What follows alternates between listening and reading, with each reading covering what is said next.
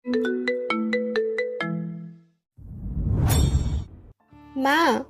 জলদি নাস্তা দাও, আজকে অফিসে তাড়াতাড়ি যেতে হবে। নতুন এমডি জয়েন করেছে, আর কালকে রোহান স্যার বলেছে নতুন এমডি নাকি অনেক রাগী। তুই টেবিলে বস, আমি এক্ষুনি নাস্তা নিয়ে আসছি। আচ্ছা। টেবিলে বসতে বসতেই আম্মু আমার জন্য নাস্তা নিয়ে টেবিলে হাজির হয়ে গেল। আম্মু আমার প্লেটে পরোটা আর ডিম দিয়ে বলল, এনে ধর, সব খেয়ে যাবে কিন্তু। প্রতিদিন তো অর্ধেক খেয়েই চলে যাস। মা, আজকে তো আরো তাড়াতাড়ি যেতে হবে। নতুন এমডি আসবে, আর আমি তার পিএ। আমি তাড়াতাড়ি না গেলে কি করে হবে? তাই বলে কি না খেয়ে যেতে হবে নাকি? আর দিনে নিজের চেহারা আর শরীরের যা অবস্থা বানাচ্ছিস, কিছুদিন পর তো তোকে চোখেও দেখা যাবে না। আহা মা, আমি স্লিম না থাকলে কাজ করব কিভাবে? আর মোটা হয়ে গেলে তো ছেলেরা আমার দিকে তাকাবেও না। আর আমার দিকে না তাকালে তো ছেলেরা ক্রাশও খাবে না। তখন আমার কি হবে? হয়েছে, আর ঢং করতে হবে না। এইবার তাড়াতাড়ি খেয়ে নে তো, না হলে আবার দেরি হয়ে যাবে। আচ্ছা, আমার খাওয়া শেষ, আমি আসি। আর আম্মু, তুমিও কিন্তু মনে করে খেয়ে নিও। আচ্ছা, আর সাবধানে যাস কিন্তু। আমি বাসা থেকে বের হয়ে রাস্তায় এসে দেখি একটা রিক্সা দাঁড়িয়ে আছে। আমি তাড়াতাড়ি গিয়ে রিক্সায় উঠে পড়লাম। ওই মামা, একটু তাড়াতাড়ি চালাও তো। আফা, আমি তো যাইতাম না। মামা প্লিজ, একটু আমার অফিসে দিয়ে আসো না। আমার দেরি হয়ে যাচ্ছে, আর আজকে আমার অফিসে নতুন এমডি স্যার আসবে। দেরি করে গেলে আমার চাকরি শেষ। মামা, এই পুরা দুনিয়াতে তুমি ছাড়া আর কেউ এখন আমার চাকরিটা বাঁচাতে পারবে না। আফা, আমি যামু, কিন্তু ভাড়া বেশি দিতে হবে। আচ্ছা, আপনি যাইবেন কই?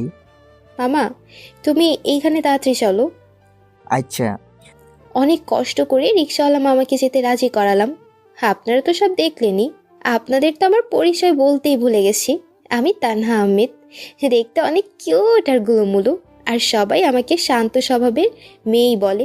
বুঝেছেন?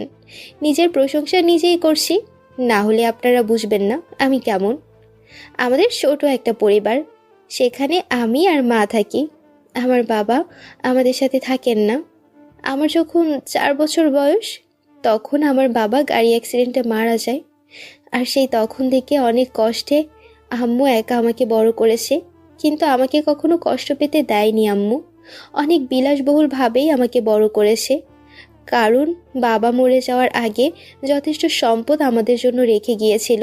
আমি অনার্স পড়ছি এবং পাশাপাশি একটি চাকরিও করি আম্মুকে হেল্প করার জন্য। হঠাৎ কোথা থেকে জানি একটা প্রাইভেট কার এসে আমার রিকশায় ধাক্কা মারলো। আমি ধাক্কা সামলাতে না পেরে রিকশা থেকে পড়ে গেলাম। রিকশা থেকে পড়ে যাওয়ার কারণে আমি হাতে অনেক ব্যথা পাই। আমি রাস্তা থেকে উঠে দাঁড়িয়ে দেখি কিউট একটা ছেলে গাড়ি থেকে বের হলো। ছেলেটা আমার সামনে আসতেই আমি ঠাস করে ছেলেটার গালে একটা চড় মেরে দিয়ে, ওই বদমাশ ছেলে, রাস্তা কি তোর বাপের নাকি রে? গাড়ি আছে দেখে কি যেমন খুশি তেমন চালাবি? ইচ্ছা করতেছে তোরে মাইরা ফেলি। How dare you! তোমার তো সাহস কম না। তুমি কাকে চর দিয়েছো জানো? ওই, এত বড় বড় কথা তোর মুখ দিয়ে বের হচ্ছে কি করে রে, বেটা বজ্জাত! গাড়ি চালানোর সময় তোর চোখ কোথায় থাকে? এই ব্যক্তি তো বেশি বেশি হয়ে যাচ্ছে। তোমার সাহস দেখে আমি অবাক হয়ে যাচ্ছি। তুমি এই হাত দিয়ে আমাকে চর দিয়েছো না? কথাটা বলেই ছেলেটা আমার হাত চেপে ধরলো। কিন্তু আমি এত রেগেছিলাম যে ছেলেটির হাতে জোরে কামড় বসিয়ে দিলাম। ওই, তুমি আমার হাতে কামড় দিলে কেন? এই ছেলে, তোর সাহস কি করে হয় আমার হাত ধরার? যাই হোক, তোর সাথে আজ এরা কথা বলার সময় নাই।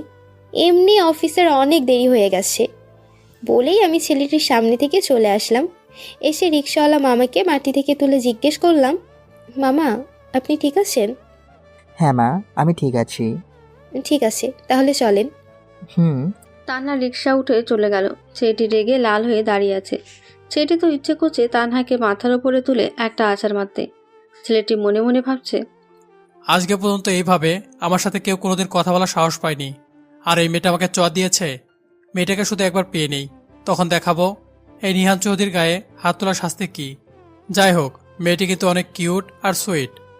এইসব ভেবে নিহানও গাড়িতে উঠে চলে গেল। উফ, এই বজ্জাত ছেলেটার জন্য অফিসে যেতে অনেক লেট হয়ে যাচ্ছে। আজকে নতুন এমডি স্যার আসলো, আর আমি তার বিয়ে হয়ে প্রথম দিনেই লেট। এসব ভাবতে ভাবতে অফিসে পৌঁছে গেলাম। অফিসে ঢুকে দেখি সবাই ফুলের তোড়া নিয়ে দাঁড়িয়ে আছে নতুন এমডি স্যারকে স্বাগতম জানানোর জন্য। অফিসে ঢুকে আমি শুভ সকাল সবাইকে। আরে তানহা, তুমি এত লেট কেন? এমডি ম্যাম তো এক্ষুনি চলে আসবে। আর বলো না, একটা বেয়াদব বজ্জাত ছেলের জন্য এসব হয়েছে। রিক্সা দিয়ে আমি কত সুন্দর আসছিলাম, একটা ছেলে কোথা থেকে জানি গাড়ি নিয়ে এসে আমার রিক্সায় লাগিয়ে দিচ্ছে। কি বলো, তুমি ব্যথা পেয়েছো? না, এত বেশি না, তবে হালকা ব্যথা পেয়েছি হাতে। যদি ওই বজ্জাতটাকে আবার আমার সামনে পাই তাহলে ওকে আমি বুঝাবো তানহা কি জিনিস। যা করার করো, কিন্তু এখন এই নাও ফুলের তোড়া। স্যার হয়তো এক্ষুনি এসে পড়বে। আমি কাব্যের হাত থেকে ফুলের তোড়া নিয়ে আবার কাব্যকে বললাম, আচ্ছা স্যারের নাম কি কাব্য? কি, তুমি এখনো স্যারের নামই জানো না? এত অবাক হয়ে বলার কি আছে? যদি জানতাম তাহলে কি আর তোমাকে জিজ্ঞেস করতাম? স্যারের নাম নিহান চৌধুরী, ইংল্যান্ড থেকে পড়াশোনা শেষ করে এসেছে। শুনেছি স্যার নাকি অনেক কিউট আর স্মার্ট, কিন্তু সমস্যাটা হলো উনি নাকি অনেক রাগী। যদি বেশি রাগী হয় তাহলে তো তুমি শেষ। কেন? আমি শেষ কেন? কারণ স্যার তো তোমাকে জ্বালিয়ে শেষ করে দেবে। জানো, আমার এইসব ভেবেই তোমার জন্য অনেক কষ্ট হচ্ছে। হয়েছে তোমার, আমাকে নিয়ে তো ভাবতে হবে না। স্যারকে তো আমি জ্বালিয়ে শেষ করে দেব। স্যার তো জানে না এই তানহা কি জিনিস। এই দেখো স্যার চলে এসেছে, চলো আমরা ওইদিকে যাই। চলো। সবাই নতুন এমডি স্যারকে ফুল দিয়ে স্বাগতম জানাচ্ছে। আমি স্যারের সামনে এসে দাঁড়িয়ে তাকে স্বাগতম জানাতে যাব, তার আগে আমি স্যারের চেহারা দেখে বড়সড় শক খেলাম। স্যারকে দেখে আমার মুখ দিয়ে কোনো কথা বের হচ্ছে না, তারপরেও মনের ভেতরে অনেক সাহস জোগাড় করে স্যারকে বললাম, ওয়েলকাম স্যার। স্যার কোনো কথা না বলে আমার হাত থেকে ফুলের তোড়াটা নিল। একে একে সবার হাত থেকে ফুলের তোড়া নিয়ে যাবার সময় আমাকে বলে গেল, এই যে মিস, আপনি একটু আমার কেবিনে আসুন। বলেই স্যার চলে গেল। আর আমি দাঁড়িয়ে ভয়ে কাঁপছি আর ভাবছি, হায় আল্লাহ, এখন আমার কি হবে? ওই বেয়াদব ছেলেটাই দেখি স্যার হয়ে গেল। এখন তো আমার উপর ওই থাপ্পড় দেওয়ার প্রতিশোধ নিবেই। আল্লাহ, তুমি আমাকে বাঁচাও। আমি আসতে পারি sir? Yes, come, sit down please. Thank you sir. Welcome. আচ্ছা, আপনার নামটা যেন কি, আর কতদিন ধরে এখানে চাকরি করছেন? আমি অনেক কষ্ট করেও কথা বলতে পারছি না, কারণ ভয়ে আমার মুখ দিয়ে কোনো কথাই বের হচ্ছে না। আজকে সকালের কথাটা মনে পড়লেই আমি ভয়ে শিউরে উঠছি। কি হয়েছে, নাম বলছেন না কেন? আর আপনি তো বোবা না, অনেক সুন্দর সুন্দর কথা বের হয়েছে আপনার মুখ দিয়ে, আমি কিছুক্ষণ আগে শুনেছি। আসলে আমার হয়েছে কি, তানহা আর কিছু বলতে পারল না। বলার আগে তানহা জ্ঞান হারিয়ে ফেলল। নিহান বসা থেকে উঠে চেক করে দেখলো হঠাৎ করে কি হয়েছে মেয়েটার। নিহান আর কোনো উপায় না পেয়ে ম্যানেজারকে ফোন করলো। হ্যালো স্যার, বলেন। একটু আমার চেম্বারে আসুন। জি স্যার, আমি এক্ষুনি আসছি। ম্যানেজার নিহানের রুমে ঢোকার সাথে সাথে নিহান ম্যানেজারকে বলল, ম্যানেজার, আপনার চেনা পরিচিত কোনো ডক্টর থাকলে একটু আসতে বলেন তো। ওকে স্যার, আমি বলছি। নিহান তানহানকে কোলে তুলে নিয়ে সোফায় শুয়ে দিল। নিহান রুহি আর নিহা ডাক দিলে তান্নার মাথায় পানি ঢালার জন্য। রুহি আর নিহা তান্নার কলিগ। সবাই খুব চিন্তা করছে হঠাৎ করে কি হয়ে গেল যে তান্না একদম অজ্ঞান হয়ে গেল। একটু পরে ডাক্তার চলে আসলো। ডাক্তার নিহানের কেবিনে ঢোকার পরেই নিহান বলল, ডক্টর, একটু দেখেন তো কি হয়েছে, হঠাৎ করে আমার জ্ঞান হারালো কেন মেয়েটা? জি, আমি এক্ষুনি দেখছি। বলেই ডক্টর তান্নাকে চেক করা শুরু করে দিল। ডাক্তার তান্নাকে দেখে একটু পরে বলল, এই মেয়েটা তো কোনো কারণে অনেক ভয় পেয়েছে, আর ভয় পাওয়ার জন্যই উনি অজ্ঞান হয়েছে। এত চিন্তার কিছু নেই, মেয়েটা সম্পূর্ণ সুস্থ আছে। ও আচ্ছা ডক্টর, তাহলে জ্ঞান ফিরবে কখন মেয়েটার? কিছুক্ষণ পরেই জ্ঞান ফিরে যাবে, চিন্তার কোনো কারণ নেই। আর জ্ঞান ফিরলে ওকে একটু রেস্ট নিতে বলবেন, তাহলে উনি একদম সুস্থ হয়ে যাবে। ঠিক আছে। আচ্ছা, তাহলে এখন আমি আসি। জি, এখন আপনি আসতে পারেন। আর ধন্যবাদ আপনাকে। ম্যানেজার সাহেব, ডাক্তারকে বাইরে এগিয়ে দিয়ে আসুন। আচ্ছা স্যার। কথাটা বলে ডাক্তারকে নিয়ে ম্যানেজার বাইরে এগিয়ে দিয়ে আসতে চলে গেল। আর ম্যানেজার বের হয়ে যাওয়ার পরেই সবাই নিহানের কেবিন থেকে বের হয়ে গেল। তান্না সোফায় অজ্ঞান হয়ে শুয়ে আছে, আর নিহান বসে বসে ভাবছে, আমি তো মেয়েটাকে কিছু করিনি, তাহলে মেয়েটা ভয় পেল কেন? আচ্ছা, মেয়েটা কি তখনকার ঘটনা মনে পড়ে এত ভয় পেল? মেয়েটাকে তো অজ্ঞান অবস্থায় একদম পরীর মতো লাগছে। যদি সারা জীবন এই অবস্থায় মেয়েটাকে দেখতে পারতাম। নিহান এসব ভাবছিল, এর মধ্যে তান্না জ্ঞান ফিরল। তান্না চোখ খুলে দেখে নিহান চেয়ারে বসে এক নজরে ওর দিকে তাকিয়ে আছে। তান্না যে জ্ঞান ফিরেছে সেদিকে নিহানের কোনো খেয়ালই নেই। হঠাৎ পেছন থেকে রুহি এসে বলল, কি রে তানহা, তোর জ্ঞান ফিরল কখন? আর এখন কেমন লাগছে তোর? ভালো লাগছে। আচ্ছা, আমার কি হয়েছিল? আপনি অতিরিক্ত ভয় পেয়ে অজ্ঞান হয়ে গিয়েছিলেন। তারপর আপনাকে এসে ডাক্তার দেখে যায় আর বলে গেছে আপনাকে রেস্ট নিতে। আপনি এখন শুয়ে থাকেন, একদম উঠবেন না।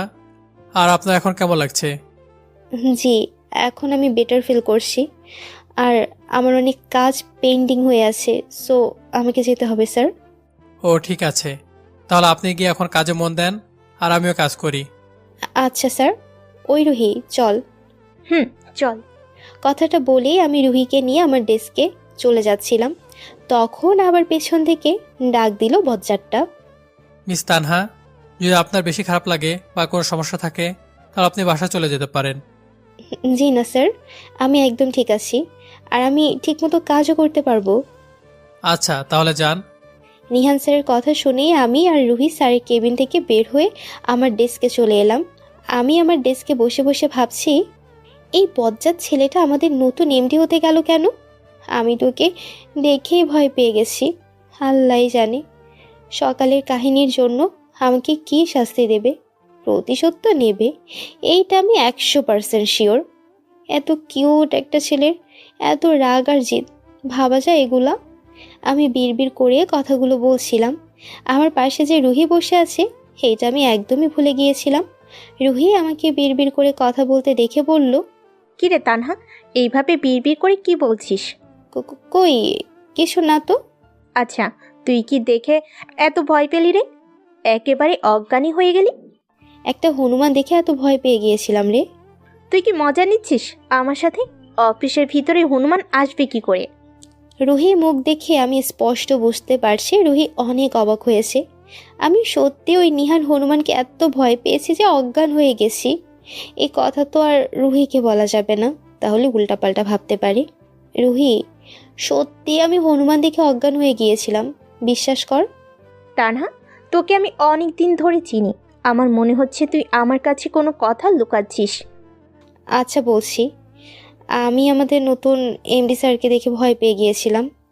এত কিউট আর স্মার্ট ছেলেকে দেখি তুই ভয় পেয়েছিস?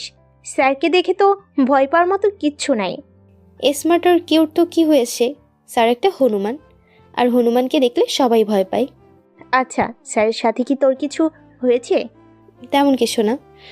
আজকে সকালে এইটুকু বলেই আমি চুপ হয়ে গেলাম, কারণ সকালের কাহিনীটা রুহিকে বলা যাবে না। আমাকে চুপ হয়ে যেতে দেখে রুহি বলল, কিরে, এইভাবে চুপ হয়ে গেলি কেন? আজকে সকালে কি হয়েছে বল। আরে তেমন কিছু না। আচ্ছা, তুই এখন নিজের ডেস্কে গিয়ে কাজ কর, আর আমারও কিছু জরুরি ফাইল চেক করতে হবে। চলে যাচ্ছি। বলেই রুহি মুখটা কালো করে চলে গেল। রুহি চলে যাবার পরে আমিও কাজে মনোযোগ দিলাম। আর এদিকে নিহান বসে বসে তান্নার কথা ভেবেই যাচ্ছে। হঠাৎ ঘড়ির দিকে চোখ যেতে দেখলো 11টা বেজে গেছে। এখন পর্যন্ত আমার পিএকে দেখলাম না, আর ওই মেয়েটার জন্য এখনো পর্যন্ত সকালে চা খাওয়া হলো না। আর আমি অফিসে কি কাজ করব সেটাই তো জানি না। আমার পিএকে ডেকে সবকিছু বুঝে নিতে হবে। এইসব ভেবেই নিহান পিএকে কল করলো। তান্না যে নিহানের পিএ নিহান জানেই না। আপনি কি একটু আমার কেবিনে আসবেন? জি স্যার, এখনই আসছি। নিহান ফোনটা কেটে ভাবতে লাগলো, কণ্ঠটা কেমন যে কাঁপা কাঁপা ছিল। হয়তো আমার পিএটা অনেক ভালো। আব্বু তো বলেছে আমার পিএ নাকি অনেক ভালো কাজ করে। মেয়েটার ভয়েস তো অস্থির। যাই হোক, আগে আসুক, দেখি কেমন। হঠাৎ স্যারের ফোন পেয়ে আমি ভয় পেয়ে গেলাম। ভয়ে আমার স্যারের কেবিনে যেতে ইচ্ছে করছিল না, তারপরেও যাচ্ছি। আল্লাহই জানে স্যারের কেবিনে কি জানি কি হয়। আমি স্যারের কেবিনের সামনে গিয়ে দরজা নক করতেই স্যার আমাকে ভেতরে আসতে বললেন। আমিও ভেতরে ঢুকে গেলাম। স্যার আমাকে দেখে অবাক হয়ে বলল, আপনি আমার পিএ? আমি স্যারের সামনে গিয়ে ভয়ে কথা বলতে পারছিলাম না, তবুও অনেক কষ্টে কাঁদো কাঁদো কণ্ঠে স্যারকে বললাম, জি জি স্যার। গুড। জি। সকালে আমাকে থাপ্পড় মারা আর রাস্তায় সবার সামনে অপমান করা মজা তোমাকে এখন বোঝাবো। তুমি তো নিহান চৌধুরীকে চেনো না। কথাগুলি মনে মনে ভেবেই নিহান একটু মুচকি হাসি দিল। নিহানের এই হাসিটা অনেক রহস্যজনক মনে হচ্ছিল তান্নার কাছে। স্যার, আপনি এভাবে হাসছেন কেন? আর আমাকে ডাকার কারণ কি? এমনি হাসতেছি। আচ্ছা, আপনার নামটা জানি কি? জি, আমার তানহা। তো মিস তানহা, আমার জন্য 1 কাপ চা নিয়ে আসুন তো। কি? আমি চা আনবো? চা আনার জন্য তো? Oh just shut up. You are my personal assistant. তো আমি অফিস থাকাকালীন আমার সব রকম ব্যক্তিগত বিষয় আপনাকে দেখতে হবে। আর সেটা যদি না পারেন তাহলে আপনি চাকরি ছেড়ে দিতে পারেন। স্যার, একটা কথা বলবো? বলেন। স্যার, আমি তো চা বানাতে পারি না। কি? আপনি মেয়ে হয়ে চা বানাতে পারেন না? তাহলে আপনি পারেন কি শুনি? স্যার, হয়েছে কি, আমি কখনো রান্নাঘরে যাইনি। আম্মু একাই সবসময় সব কিছু করতো, তাই আর কি পারি না এসব। আজকে থেকে যাওয়া আসা শুরু করে দেন, তাহলে আস্তে আস্তে সব কিছু পারবেন। এখন যান, আমার জন্য চা বানিয়ে নিয়ে আসুন। আচ্ছা স্যার, আমি এক্ষুনি বানিয়ে দিচ্ছি। স্যারের চা বানিয়ে দিয়ে আমি চলে আসলাম আমার চেম্বারে। মনটা খুব খারাপ হয়ে গেল আমার। তারপর অনেক কষ্টে কাজে মন দিলাম। কাজ করার সময় আমার নাক বারবার ঘামছিল। আমার প্রচুর নাক ঘামে। শুনেছি যার নাক বেশি ঘামে তাকে নাকি জামাই অনেক আদর করে। তার মানে আমার জামাই আমাকে অনেক আদর করবে। নিহান আর তানহার চেম্বারটা একদম সামনাসামনি, তাই নিহান সবসময় তানহাকে দেখতে পায়, কিন্তু ব্ল্যাক গ্লাসের জন্য তানহা নিহানকে দেখতে পায় না। তানহা কাজ করছে আর ভাবছে, সকালে নিহান স্যারকে থাপ্পড় মারা আর স্যারের সাথে ওই রকম ব্যবহার করা আমার একদম ঠিক হয়নি। সকালের জন্যই আজকে স্যার আমাকে দিয়ে চা বানিয়ে নিল। আল্লাহ জানে সামনে আরও কি জানি করায় আমাকে দিয়ে। এত কিউট একটা ছেলে এত রাগী মেজাজের কিভাবে হতে পারে? স্যারের ভয়ে আমি ঠিকমতো কাজেও মন দিতে পারছি না। যাই হোক, আমাকে আমার কাজে যেভাবেই হোক মনোযোগী হতেই হবে, না হলে আমার চাকরিটা আর থাকবে না। আর এই বাজারে এত ভালো বেতনের চাকরি পাওয়া খুবই কঠিন, তাই আমাকে খুব ধৈর্য রাখতে হবে। একদিন সুযোগ বুঝে স্যারের কাছে মাফ চেয়ে নিতে হবে। স্যার মাফ করে দিলেই আমার শান্তি। আর এদিকে নিহান তানহার দিকে তাকিয়ে ভাবছে, এত মিষ্টি আর সুন্দর একটা মেয়ে এত বদমেজাজি, এটা ভাবা যায়? মেয়েটার চেহারা একদম পিচ্ছি বাচ্চাদের মতো হলেও কাজগুলি করে বড়দের মতো। ওর মতো একটা মেয়ে আমার গায়ে হাত তুলেছে, এটা ভাবলেই জানি আমার কেমন কেমন লাগছে। এই মেয়ের কাছ থেকে আমি আস্তে আস্তে প্রতিশোধ নিব। আমাকে চড় মারার জন্য তোমাকে অনেক ভুগতে হবে।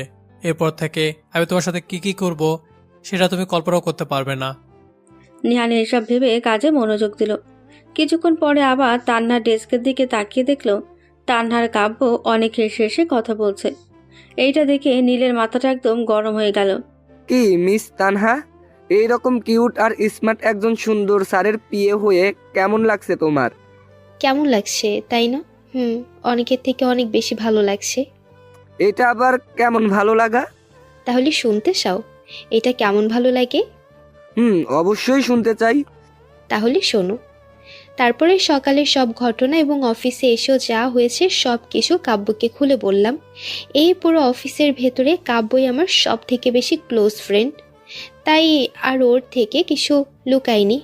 আমার সব কথা শুনে কাব্য বলল, তানহা, স্যার তো শিওর তোমার উপরে প্রতিশোধ নেবে আর তোমাকে দিয়ে চাও বানিয়ে ফেলেছে। আমি এতদিন বললাম কিন্তু কখনো আমাকে চা বানিয়ে খাওয়ালে না, আর স্যার আজকে নতুন এসেছে তোমার বানানো চা খেয়ে ফেলেছে। স্যারের কপাল আছে বলতে হবে। যাই হোক, তুমি কিন্তু স্যারের থেকে একটু সাবধানে থাকবে। তা তো থাকতেই হবে। কেন জানি ওদের দুজনের হাসাহাসি করে কথা বলা নিহানের ভালো লাগছে না। নিহান ওদের দুজনকে হেসে কথা বলতে দেখে রাগে বুঝছে। আর 1 মিনিট অপেক্ষা না করে তান্নাকে ফোন করলো নিহান। আপনি এখনই আমার চেম্বারে আসুন। জি স্যার, আমি এক্ষুনি আসছি বলে তান্না ফোনটা কেটে দিয়ে কাব্যকে বলল, 10 মিনিট হয়নি স্যারের চেম্বার থেকে যে এসেছি, এখন আবার ফোন করে রাখছে। জানো, স্যারের সামনে যেতেই আমার যে ভয় হয়। একটু আগে তো চা বানিয়েছে আমাকে দিয়ে, এবার জানি কি বানায়, আল্লাহ জানে। যাও যাও, গিয়ে দেখো এবার কি করতে বলে। কথাটা বলেই কাব্য হেসে দিল। কাব্যের এই হাসিটা দেখে আমার মেজাজটাই গরম হচ্ছে। আমি আছি বিপদে আর সে আমার বিপদ দেখে হাসছে। ওকে গলা টিপে মেরে ফেলতে ইচ্ছে করছে, কিন্তু এখন তো সময় নেই, দ্রুত স্যারের রুমে যেতে হবে। তাই কাব্যকে বললাম, গিয়ে দেখি এবার কি করতে বলে। বলেই আমি আমার ডেস্ক থেকে বের হয়ে স্যারের চেম্বারে দিকে যেতে লাগলাম। স্যারের চেম্বারের সামনেই যেতে আমার হার্টবিট 14 গুণ বেড়ে গেল। স্যারকে এত ভয় পেলে আমি কিভাবে কাজ করব এইটাই বুঝতে পারছি না। এই ভয়টা খুব তাড়াতাড়ি আমাকে দূর করতে হবে, না হলে এই অফিসে আমার আর চাকরিটাই থাকবে না। এইসব ভাবতে ভাবতে চলে আসলাম স্যারের চেম্বারে। স্যার, ভেতরে আসবো? আসুন। স্যার, আমাকে ডেকেছেন কেন? হ্যাঁ, বসুন এইখানে। এই ফাইলগুলো ধরুন। ফাইলগুলো কিছু ভুল আছে যে আপনার এখন ঠিক করে দিতে হবে আমাকে। স্যার, এক্ষুনি এতগুলো ফাইল কিভাবে ঠিক করে দিব? কিভাবে করে দিবেন সেটা তো আমার জানার কথা না। করে দিতে বলেছি, করে দিবেন ব্যাস। ঠিক আছে স্যার, তাহলে এখন আমি আসি। কথাটা বলেই আমি ফাইলগুলো নিয়ে যে আমার ডেস্কে যাওয়ার জন্য পা বাড়াবো, তখনই স্যার আমাকে একটু ধমকের স্বরে বলল, আসি মানে? আমি কি আপনাকে এখনো যেতে বলেছি? তাহলে আপনি আসি বলছেন কেন? এমনি স্যার, আমি বুঝতে পারিনি। আপনি ফাইলগুলি আমার সামনে বসে চেক করেন। স্যার, আমি এইখানে বসে কাজ করব কেন? আমাকে আমার কাজ করার জন্য একটা ডেস্ক দেওয়া হয়েছে, আমি সেখানেই কাজ করতে অভ্যস্ত। আর তাছাড়া আমার জন্য আপনার কাজেরও ব্যাঘাত ঘটতে পারে। সেটা আপনাকে ভাবতে হবে না। আর কাজ ফাঁকি দেওয়ার চিন্তা, তাই না? আমার সামনে বসে তো আর কারোর সাথে হিসেবে কথা বলতে পারবেন না, এটাই সমস্যা, তাই না? স্যার, আমি কার সাথে বলতে গিয়ে চুপ হয়ে গেলাম, কারণ স্যারের অগ্নি দৃষ্টি দেখে মনে হচ্ছে চোখ দিয়েই গিলে ফেলবে আমাকে। আমি আর কোনো কথা না বলে চুপচাপ কাজ শুরু করলাম। 20 মিনিট পার হয়ে গেছে। এক মনে কাজ করে যাচ্ছে তানহা, আর নিহান এক নজরে তানহার দিকে তাকিয়ে আছে। তানহাকে দেখতে অনেক সুন্দর লাগছে। নিহান তানহানকে দেখছে আর পর্যবেক্ষণ করছে। এত সুন্দর একটা মেয়ে এত রাগী কি করে হতে পারে? এটাই নিহান ভেবে মেলাতে পারছে না। তানহা একবারও চোখ তোলেনি, মাথা নিচু করে কাজ করেই যাচ্ছে। নিহানের তানহার সাথে অনেক কথা বলতে ইচ্ছে করছে, কিন্তু কি বলবে ভেবে পাচ্ছে না। তান্না ঝুঁকে কাজ করায় ওর বুকের ওপর থেকে ওড়নাটা সরে গেছে। ইস, মেয়েটা এমন কেন? ওর যে কাপড় ঠিক নেই, সেদিকে ওর কোনো খেয়ালই নেই, এক মনে কাজ করে যাচ্ছে। এই মেয়েটা কি সবসময় এভাবে কাজ করে নাকি? ওকে দেখে তো আবার রাগ উঠে যাচ্ছে। ডিরেক্ট ওড়না ঠিক করতে বললে আবার অন্য কিছু ভাববে। এখন এই মেয়েটাকে কীভাবে বলি ওর ওড়না ঠিক করতে? হঠাৎ হাতের কাছে কফির মগটা পেল, ওটাই টেবিলের উপর থেকে ঠাস করে ফেলে দিল। ওটা পরে ঠাস করে শব্দ হলো, তাতে তান্না চমকে গেল, আর ওর হাত থেকেও কলমটা পড়ে গেল। তান্না নিহানের দিকে তাকাতে দেখল নিহান অনেক রাগান্বিত হয়ে ওর দিকে তাকিয়ে আছে। তান্নাকে ওর দিকে তাকাতে দেখে চোখের ইশারায় বলল ওড়নাটা ঠিক করতে, আর তান্নাও নিহানের ইশারা বুঝে তাড়াতাড়ি ওড়নাটা ঠিক করে নিল। হঠাৎ ঠাস করে কিছু একটা পড়ে যায়, আমার কাছে ব্যাঘাত ঘটলো। আমি তো মাথা তুলে ওই বজ্জাত স্যারের দিকে তাকিয়ে একদম ভয় পেয়ে গিয়েছি। চোখে অনেক রাগ নিয়ে কেমন রাগি রাগি হয়ে আমার দিকে তাকিয়ে আছে। তারপরে চোখ দিয়ে ইশারা করে আমার গলার দিকে তাকাতে বলল। আমি তো গলার দিকে তাকিয়ে লজ্জায় লাল হয়ে গেলাম, কারণ তাকিয়ে দেখি আমার ওড়নাটা ঠিক জায়গায় নেই। আমি তাড়াতাড়ি ওড়নাটা ঠিক করে লজ্জায় মাথা নিচু করে বসে রইলাম। আমাকে বসে থাকতে দেখে স্যার বলল, এভাবে বসে আছেন কেন? এখন অনেক কাজ বাকি, তাড়াতাড়ি শেষ করুন, আর কিছুক্ষণ পরে লাঞ্চের সময় হয়ে যাবে। বলেই মাথা নিচু করে আবার কাজে মনোযোগ দিলাম। মাত্র ঘটে যাওয়া ঘটনায় সত্যি আমি অনেক লজ্জা পেয়েছি, তাই আর মাথা তুলে স্যারের দিকে তাকাতে পারলাম না। আমি কাজ করতে করতে কখন যে লাঞ্চের সময় হয়ে গেছে আমি বলতেই পারবো না। হঠাৎ স্যারের কথা শুনে কাজ থামিয়ে দিলাম। লাঞ্চের সময় হয়ে গেছে, এবার একটু কাজটা থামিয়ে আমার লাঞ্চটা বেড়ে দিন। আমি স্যারের কথা শুনে অবাক হয়ে তাকালাম স্যারের দিকে। আমি তো জীবনে নিজের খাবারই বেড়ে খাইনি, কিন্তু অন্যজনকে খাবার বেড়ে দিতে হবে। স্যার যে সকালের ঘটনার জন্য এইভাবে প্রতিশোধ নেবে আমি কখনো ভাবতেই পারিনি। চাকরি বাঁচাতে হলে এখন স্যার যা বলবে তাই করতে হবে, কি আর করার। তাই বাধ্য হয়ে স্যারের খাবার বেড়ে দিচ্ছি। জীবনে প্রথম আমি প্লেটে খাবার বাড়ছি, তাও আবার একটা ডেভিল বজ্জাতের জন্য। আমার শরীরটা রাগে পুড়ে যাচ্ছে, কিন্তু কিছু বলতে পারছি না। আবার অনেক ভয় করছে, যে রাগী ছেলে যদি একটু ভুল হয় তাহলে তো আমাকে শেষই করে ফেলবে। এসব ভাবতে ভাবতে খাবার বাড়া শুরু করে দিলাম। হঠাৎ গ্লাসে পানি ঢালতে গিয়ে আমি নিহান স্যারের গায়ের উপর পানি ঢেলে দিলাম। পানি ফেলে দিয়ে তো আমার ভেতরে যা ছিল সব ভয়ে একদম চুপসে গেছে। স্যার, আমি সত্যি ইচ্ছে করে ফেলিনি, বিশ্বাস করুন। আমি জীবনে কোনো দিন খাবার বাড়িনি। তাই এমন হয়ে গেছে। প্লিজ স্যার, আমাকে ক্ষমা করে দিন। তাড়াতাড়ি পানিটা পরিষ্কার করে দাও। জি স্যার, এক্ষুনি করে দিচ্ছি। নিহান স্যার একটা লাল শার্ট পরা ছিল। পানি পড়ে শার্টটা ভিজে একদম খয়েরি হয়ে গেছে। স্যারের শার্ট পরিষ্কার করার সময় আমি স্যারের অনেক কাছে চলে গেছি। পানি পরিষ্কার করে যখন আমি স্যারের দিকে তাকালাম, দেখি স্যার অপলকভাবে আমার দিকে তাকিয়ে আছে। আমি পানি পরিষ্কার করে দিয়ে স্যারকে লাঞ্চ করিয়ে আমি লাঞ্চ করতে চলে গেলাম। আমি লাঞ্চ করছি আর ভাবছি, স্যার সব সময় আমার দিকে এভাবে তাকিয়ে থেকে কি দেখে।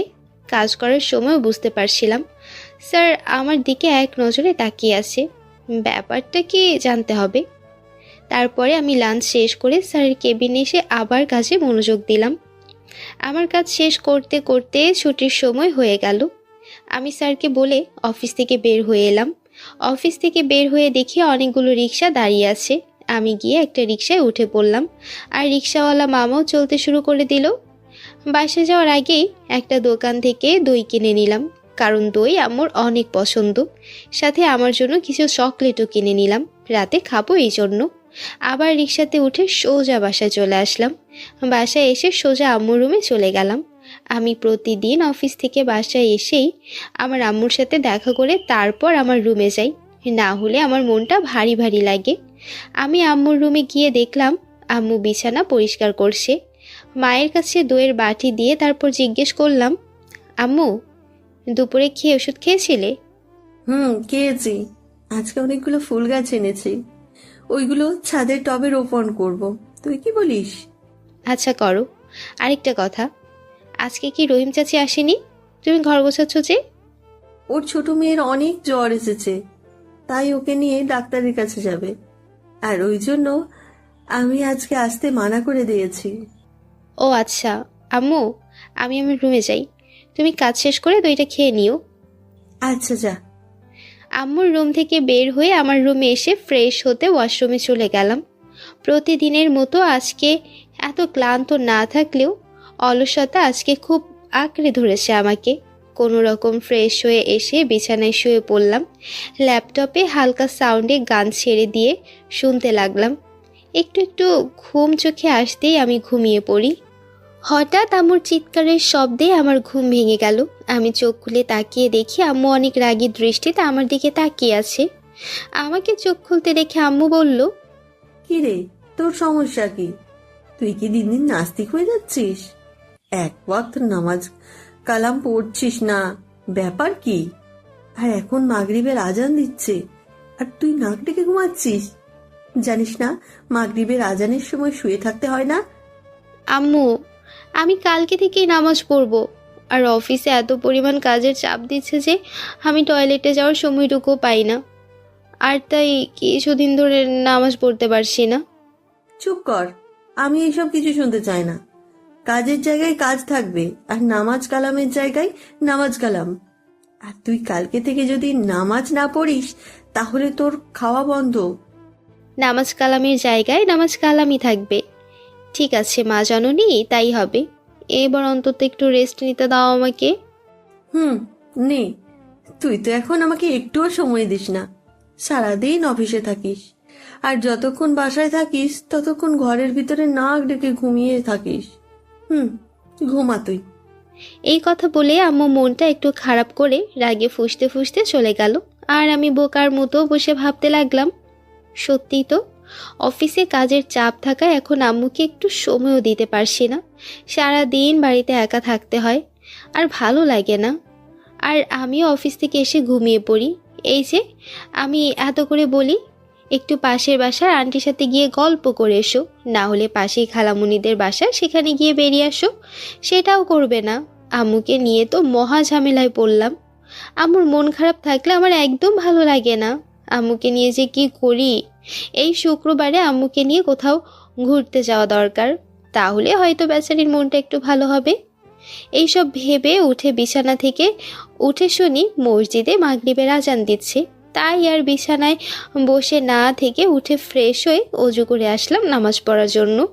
নামাজ পড়ে আল্লাহর কাছে পৃথিবীতে হেফাজত করার জন্য দোয়া চাইলাম, আর ওই টেবিল বজ্জারটার হাত থেকে যাতে আমাকে বাঁচায় তার জন্য দোয়া করলাম। নামাজ পড়া শেষ করে আসতে না আসতে আম্মু খেতে ডাক দিল। খেতে বসে আমি আর আম্মু কথা বলছি। তানহা, কালকে তো নানু বাসায় যেতে হবে। তোর ছোট মামা এসে দাওয়াত দিয়ে গেছে। আম্মু, আমি কিভাবে যাব বলো? আজকেই তো অফিসে নতুন এমডি জয়েন করেছে, আর নতুন স্যারটা অনেক রাগী, আর আমি তার পিএ। যদি আমি অফিসে না যাই তাহলে আমার চাকরিটাই যাবে। তারপরেও দেখি আমি বিকেলের দিকে ছুটি নিয়ে সোজা নানু বাসায় চলে যাবো নি। তুমি না হয় একাই চলে যেও।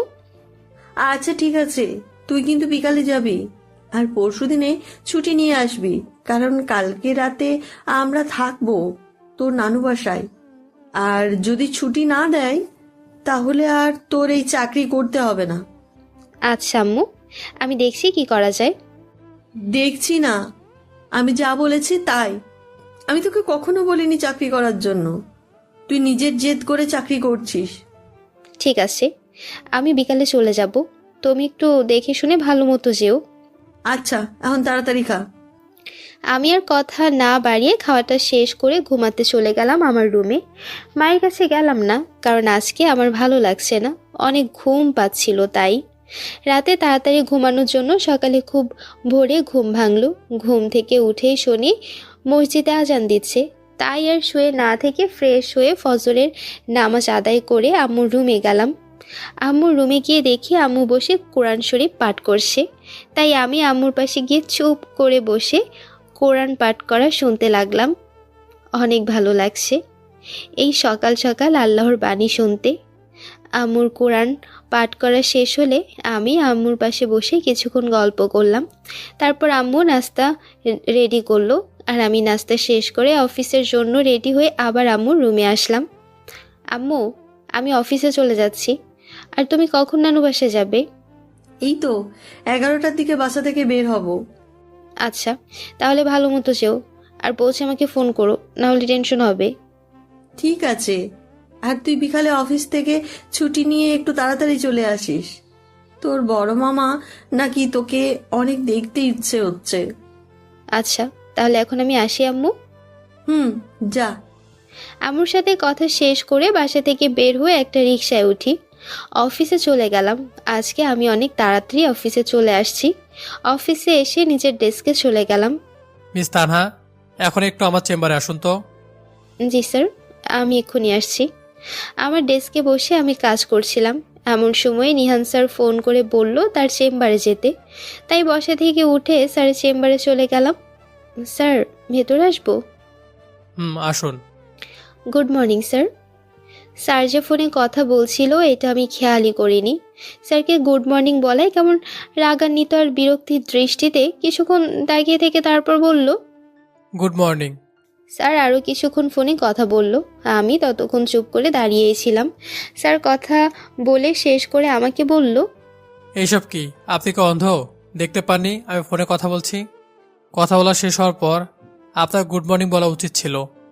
স্যার, আপনিই তো আমাকে ফোন করে বললেন আপনার চেম্বারে আসতে। আমি আপনাকে চেম্বারে আসতে বলেছি, এটা ঠিক, কিন্তু গুড মর্নিং কি বলতে বলেছি? স্যার, আমি ভদ্রতার খাতিরে বলেছি, আর আমি খেয়াল করিনি আপনি যে ফোনে কথা বলছিলেন। অন্য সবকিছু খেয়াল থাকে, কাউকে চর মারার সময়, রাস্তা মানুষদের সামনে অপমান করার সময় খেয়াল থাকে, কিন্তু কাজের সময় খেয়াল থাকে না। ভালোই। সরি স্যার, আমার ভুল হয়ে গেছে, এমন ভুল আর হবে না। তান্না মাথা নিচু করে কথাগুলি বলল। তান্নার চোখে পানি টলমল করছে। তান্নাকে আর কিছু বললেই কান্না করে দিবে। নিহানের তো তান্নাকে দেখে সেই হাসি পাচ্ছে, কিন্তু নিহান হাসছে না। নিহান একটু গম্ভীর গলায় বলল, ঠিক আছে, এবার মতো মাফ করে দিলাম। নেক্সট টাইম থেকে যাতে এরকম ভুল আর না হয়।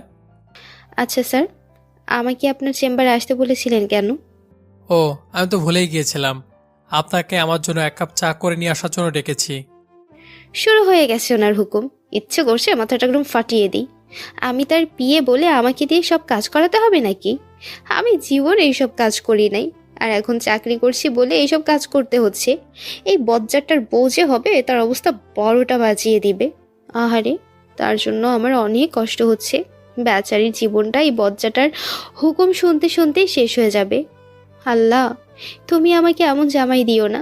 তুমি আমাকে একটা ভালো জামাই দিও, যে আমাকে অনেক ভালোবাসবে আর হুকুম করবে না। আর ওই বজ্জাটার বউটাকেও একটু রক্ষা করো তুমি। আমি বকতে বকতে চাটা বানিয়ে ফেললাম স্যারের জন্য। স্যার, এই যে আপনার চা। দেন। বলে নিহান চায়ের কাপটা তান্নার হাত থেকে নিল। চায়ের কাপটা হাতে নিতেই একবার চুমুক দিয়ে তান্নাকে বলল, এটা কি চা নাকি শরবত? চায়ের ভিতরে এত চিনি কেউ দেয়? এই নিন, আপনার চা আপনি খান। আপনি কি মেয়ে নাকি অন্য কিছু? একটা মেয়ে হয়ে আপনি ঠিকমতো চা বানাতে পারেন না। আপনার জামাইয়ের কপালে অনেক দুঃখ আছে। যে বউ এক কাপ চা ঠিকমতো বানাতে পারে না, তার সাথে সংসার করবে কোন ছেলে? আমার না আপনার জন্য অনেক কষ্ট হচ্ছে। আচ্ছা, আপনি কি সত্যিই মেয়ে? কি? আমাকে এত বড় কথা! এবার আমার নারীত্ব নিয়ে কথা বলেছে, তাই আর চুপ করে থাকতে পারলাম না। অনেকটা রেগেই বললাম, আপনার কি বিশ্বাস হচ্ছে না আমি মেয়ে? যদি বিশ্বাস না হয় তাহলে চেক করে দেখতে কথাটা অর্ধেক বলে জিহ্বায় কামড়ে ধরলাম। হায় হায়, এটা আমি কি বলে ফেলেছি! ছি ছি ছি ছি ছি! স্যারের সামনে আমার ইজ্জতের ফালুদা হয়ে গেল। স্যার আমার দিকে কেমন করে জানি তাকিয়ে আছে। স্যার হয়তো আমার কথা বুঝতে পেরে গেছে, তাই আমি লজ্জায় আর স্যারের সামনে দাঁড়িয়ে থাকতে পারলাম না। চায়ের কাপটা হাতে নিয়ে আমি দ্রুত হেঁটে আমার ডেস্কে চলে এসলাম। এই মেয়েটা কি বলে গেল? বিশ্বাস না হলে চেক করতে পারি মানে? আসলে মেয়েটার চেহারায় এখনও বাচ্চা ভাবটা রয়ে গেছে। কখন কি বলতে হয় এখনও এটাই শিখে নেই। আবার আছে চাকরি করতে। যাই হোক, মেয়েটা মনে হয় অনেক লজ্জা পেয়েছে। ছি! স্যারকে আমি এটা কি বললাম? শালার বজ্জাত স্যারটার জন্য এখন আমার মাথাটাও নষ্ট হয়ে যাচ্ছে। কি যে আবুল তাবুল বলছি, আল্লাহই জানে। স্যার তো রীতিমতো টর্চার করছে, এমনভাবে প্রতিশোধ নিচ্ছে, আমি কিছু বলতেও পারছি না। এইভাবে চলতে থাকলে তো আমি পাগল হয়ে যাব। অন্যমনস্ক হয়ে কথাগুলো ভাবতে ভাবতেই চায়ের কাপে চুমুক দিয়ে দিলাম আমি।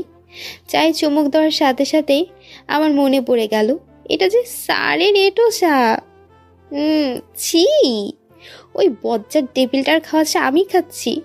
আসলেই তো চাটা একদম শরবতের মতোই হচ্ছে। সব তো ওই টেবিলটার জন্যই হয়েছে। তখন ওনাকে বকতে বকতে চায়ে বেশি চিনি দিয়ে ফেলেছি। ও খোদা, এই শয়তান পাজি টেবিলটার জন্য আমি পুরো পাগল হয়ে যাব। আর আমি কি আগে কখনো এইসব করেছি? আম্মুর কাছ থেকে ভালো মতো চা বানাতে শিখতে হবে, নাহলে আমার মান সম্মান সব যাবে। স্যারকে কালকের ফাইলগুলো দেওয়ার জন্য আর আম্মু বলেছিল অফিস থেকে ছুটি নেওয়ার জন্য, তাই স্যারের রুমে গেলাম। স্যারের রুমের সামনে গিয়ে দরজায় নক করলাম। স্যার, ভেতরে আসবো? হ্যাঁ, আসুন। তারপরে ভিতরে ঢুকে স্যারের টেবিলের উপরে ফাইলগুলো রেখে দাঁড়িয়ে রইলাম। আর স্যার মাথা নিচু করে কাজ করছে। কিছুক্ষণ পরে মাথা তুলে বলল, আরও কিছু বলবেন? জি স্যার। বলেন, তাহলে কি বলবেন? স্যার, কালকে আমার ছুটি লাগবে। ছুটি কেন? আমার আম্মু নানু বাসায় বেড়াতে গেছে, আর আমাকেও যেতে বলেছে, তাই আমার একদিনের ছুটি প্রয়োজন। অফিসের কাজে অনেক চাপ, আর আপনি এই সময় বেড়াতে চান? আচ্ছা, ছুটির জন্য দরখাস্ত লিখে নিয়ে আসছেন? না স্যার। তাহলে ছুটি দিব কি করে? যান, ছুটির দরখাস্ত লিখে নিয়ে আসেন। আচ্ছা বলেই স্যারের চেম্বার থেকে বের হয়ে নিজের ডেস্কে চলে এলাম। আমি আমার ডেস্কে বসে দরখাস্ত লেখায় মন দিলাম। তান্নাকে ছুটি না দেওয়ায় ওর মুখটা একদম কাদো কাদো হয়ে গেছিল। তান্নার কাদো কাদো মুখটায় নিহানের চোখের সামনে এখনো ভাসছে। বিশেষ করে তান্নার চোখ জোড়া কি সুন্দর, ভীত হরিণীর মতো সেই চাহনি একেবারেই যেন নিহানের চোখে আটকে গেছে সেই চোখ জোড়ার ওপরে। বিনা অজুহাতেই তান্নার সেই মায়াবী চোখ আবার দেখতে ইচ্ছে করছে নিহানের। নিহানের কেন ওই চোখ জোড়া দেখতে ইচ্ছে করছে বারবার তা নিহানও জানে না, আর এই মুহূর্তে জানার প্রয়োজনও দেখছে না নিহান। কি করে দেখবে সেটাই এখন ভাবছে শুধু নিহান। সামনের দিকে তাকাতেই নিহান দেখতে পেল তান্না এক মনে টেবিলে বসে কি জানি লিখছে, কিন্তু এত দূর থেকে তান্নার চোখ দেখা যাচ্ছে না। নিহান কিছু একটা ভেবে টেলিফোনটা হাতে নিয়ে তান্নার ডেস্কের টেলিফোনে ফোন করলো, কিন্তু টুট টুট টুট করে ফোনটা কেটে গেল। আবার ফোন দিল, সেই একই কাহিনী। নিহানের মেজাজই খারাপ হয়ে যাচ্ছে। মেয়েটার টেলিফোনে কল ঢুকছে না কেন? ও শিট, ওর নাম্বারটাও তো নাই আমার কাছে। এখন কি করে ওই মেয়েটার চোখ জোড়া যে দেখি? আবার এমন হচ্ছে কেন? আগে তো কখনো আবার এমন হয়নি। যাই হোক, এখন মেয়েটার ওই ভীত হরণী চোখগুলো দেখে আসি। এক পর্যায়ে রেগে নিহান তান্নার ডেস্কে চলে গেল। নিহান রাগে গজগজ করতে করতে নিজের রুমের দরজা ঠেলে বেরিয়ে সামনের রুমটায় ঢুকে গেল। তান্না একটা চেয়ারে গুটিসুটি মেরে বসে টেবিলের ওপরে একটা কাগজের ভেতরে কি জানি লিখছে। নিহান তান্নার সামনে গিয়ে একটা হাত ধরে টান মেরে তান্নাকে দাঁড় করিয়ে ফেলল। আমি মনোযোগ দিয়ে ছুটির দরখাস্তটা লিখছিলাম। ওই বজ্জাত স্যারটা যে আমার ডেস্কে এসেছে সেটা আমি টেরই পাইনি। হঠাৎ এইভাবে কেউ হাত ধরে টান মারায় আমি একদম ভয় পেয়ে গেলাম। আমার এখন কি করা উচিত ভেবে পাচ্ছি না। আমি শুধু স্যারের মুখের দিকে তাকিয়ে রইলাম। স্যার আমাকে দাঁড় করিয়ে একদম টেনে দেয়ালের সাথে চেপে ধরে আমার চোখের দিকে তাকিয়ে রইল। ওই বজ্জাতটা হঠাৎ করেই এভাবে রেগে যায় কেন? আচ্ছা, এখন তো আমি কোনো ভুল করিনি, তাহলে আমাকে এভাবে ধরে আসে কেন? আমি কালকে স্যারকে না চিনে একটা ভুল করেছি, তার জন্য তাকে সরিও বলেছি। স্যারের হয়তো আমাকে তার বিয়ে হিসেবে পছন্দ হয়নি, তাই মনে হয় আমার সাথে এমন করে। নিহান অনেক রেগে আছে, কিন্তু রেগে গিয়েও তান্নার কাঁদো কাঁদো মুখের সে চাহনি দেখে আর কিছুই বলতে পারছে না। তান্নার ছলছল চোখ জোড়া যেন নিহানকে তান্নার প্রতি দুর্বল করে দিচ্ছিল, আর প্রচণ্ডভাবে নিহানকে তান্নার আরও কাছে যেতে বাধ্য করছিল। তান্নার এই ঘোর লাগানো চোখের মায়া এড়ানো নিহানের পক্ষে কিছুতেই সম্ভব হচ্ছিল না। নিজের অজান্তে এই মায়াবী চোখের মায়া হারিয়ে যাচ্ছে নিহান। নিহানের মনে অন্যরকম একটা সুন্দর অনুভূতি কাজ করছে। অন্য কারোর জন্য এর আগে নিহানের এই অনুভূতিটা আসেনি। নিহান মনে মনে ভাবছে, এই ফাজে মেয়েটার চোখের ভিতরে এত মায়া কেন? আমি মেয়েটার চোখে মায়া আটকে গেলাম। মেয়েটার এমন ঘোর লাগানো চাহনি আমার মনকে পাগল করে দিয়েছে। এই মেয়েটার মায়া আমি হারিয়ে যাচ্ছি। হঠাৎ তান্নার কথা শুনে নিহান ভাবনার জগৎ থেকে বাস্তবে ফিরল। স্যার, নিহান স্যার, আমার হাতে ব্যথা লাগছে, প্লিজ আমাকে ছেড়ে দিন। আমি তো এখন কোনো ভুলও করিনি, তাহলে আমাকে এইভাবে দেয়ালের সাথে চেপে ধরে আছেন কেন? নিহান স্যার অনেক জোরে আমার হাত দেয়ালের সাথে চেপে ধরে আছে, তাই আমি ব্যথা পাচ্ছিলাম, আর এই জন্যই স্যারকে আমার হাত ছেড়ে দিতে বলেছি। কিন্তু স্যার মনে হয় আমার কথা শোনেনি। সেই আগের মতো এক নজরে আমার চোখের দিকে তাকিয়ে আছে। তাই আমি আবার একটু চেঁচিয়ে স্যারকে বললাম, স্যার আমার ব্যথা লাগছে, প্লিজ ছেড়ে দিন আমাকে। এই, আপনি সবসময় এত জোরে কথা বলেন কেন? আমি কি কানে কম শুনি যে এত চিল্লান? আজ যদি কখনো চেঁচিয়ে জোরে কথা বলতে দেখি তাহলে আপনার খবর আছে। আর আপনার এই টেলিফোনে কি হয়েছে? কল ঢুকছে না কেন? জানেন আমি কতবার ফোন করেছি? স্যার, আমি তো জানি না কি হয়েছে, আর কিছুক্ষণ আগেই তো ঠিক ছিল। আপনি না আমাকে ফোন করলেন, হঠাৎ করে কি হয়েছে আমি কেমন করে বলবো? নিহান আর কোনো কথা না বলে টেলিফোনটার হাতে নিয়ে দেখে টেলিফোনটার তার ছিঁড়ে গেছে, আর তাই টেলিফোনে কল ঢুকছে না। টেলিফোনের তার ছিঁড়া দেখে নিহান তান্নাকে বলল, এটা কি করেছিল? একটু দেখে শুনে কাজ করতে পারেন না? সবসময় শুধু মালিককে লস করানোর ধান্দায় থাকেন, তাই না? স্যার, আমি জানি না তারটা কি করেছিল। এই রে, তারটা কি করেছিল? আর স্যারও আমাকে ফোন দেওয়ার সময় পেল না। এমনিতেই তো আমার উপরে অনেক রেগে আসে, তার উপরে এখন আরও একটা কারণ পেয়েছে আমাকে বকা দেওয়ার। তানহা, এইবার তুই শেষ রে। তান্না নিজের মনে কথাগুলো ভাবতে ভাবতেই নিহান ওর হাতটা ছেড়ে দিল। তান্না নিহানের হাত থেকে ছাড়া পেয়ে মনে হয় হাঁপ ছেড়ে বাঁচল। নিহান হাতটা চেপে ধরে রাখায় তান্নার হাতটা ব্যথা হয়ে গেছে। আমি ব্যথায় এক হাত দিয়ে অন্য হাত ডলছি। আমার হাত ডলা দেখে নিহান আমার দিকে একটু এগিয়ে আসতেই আমি ভয়ে আতকে উঠে এক পা পিছিয়ে গেলাম।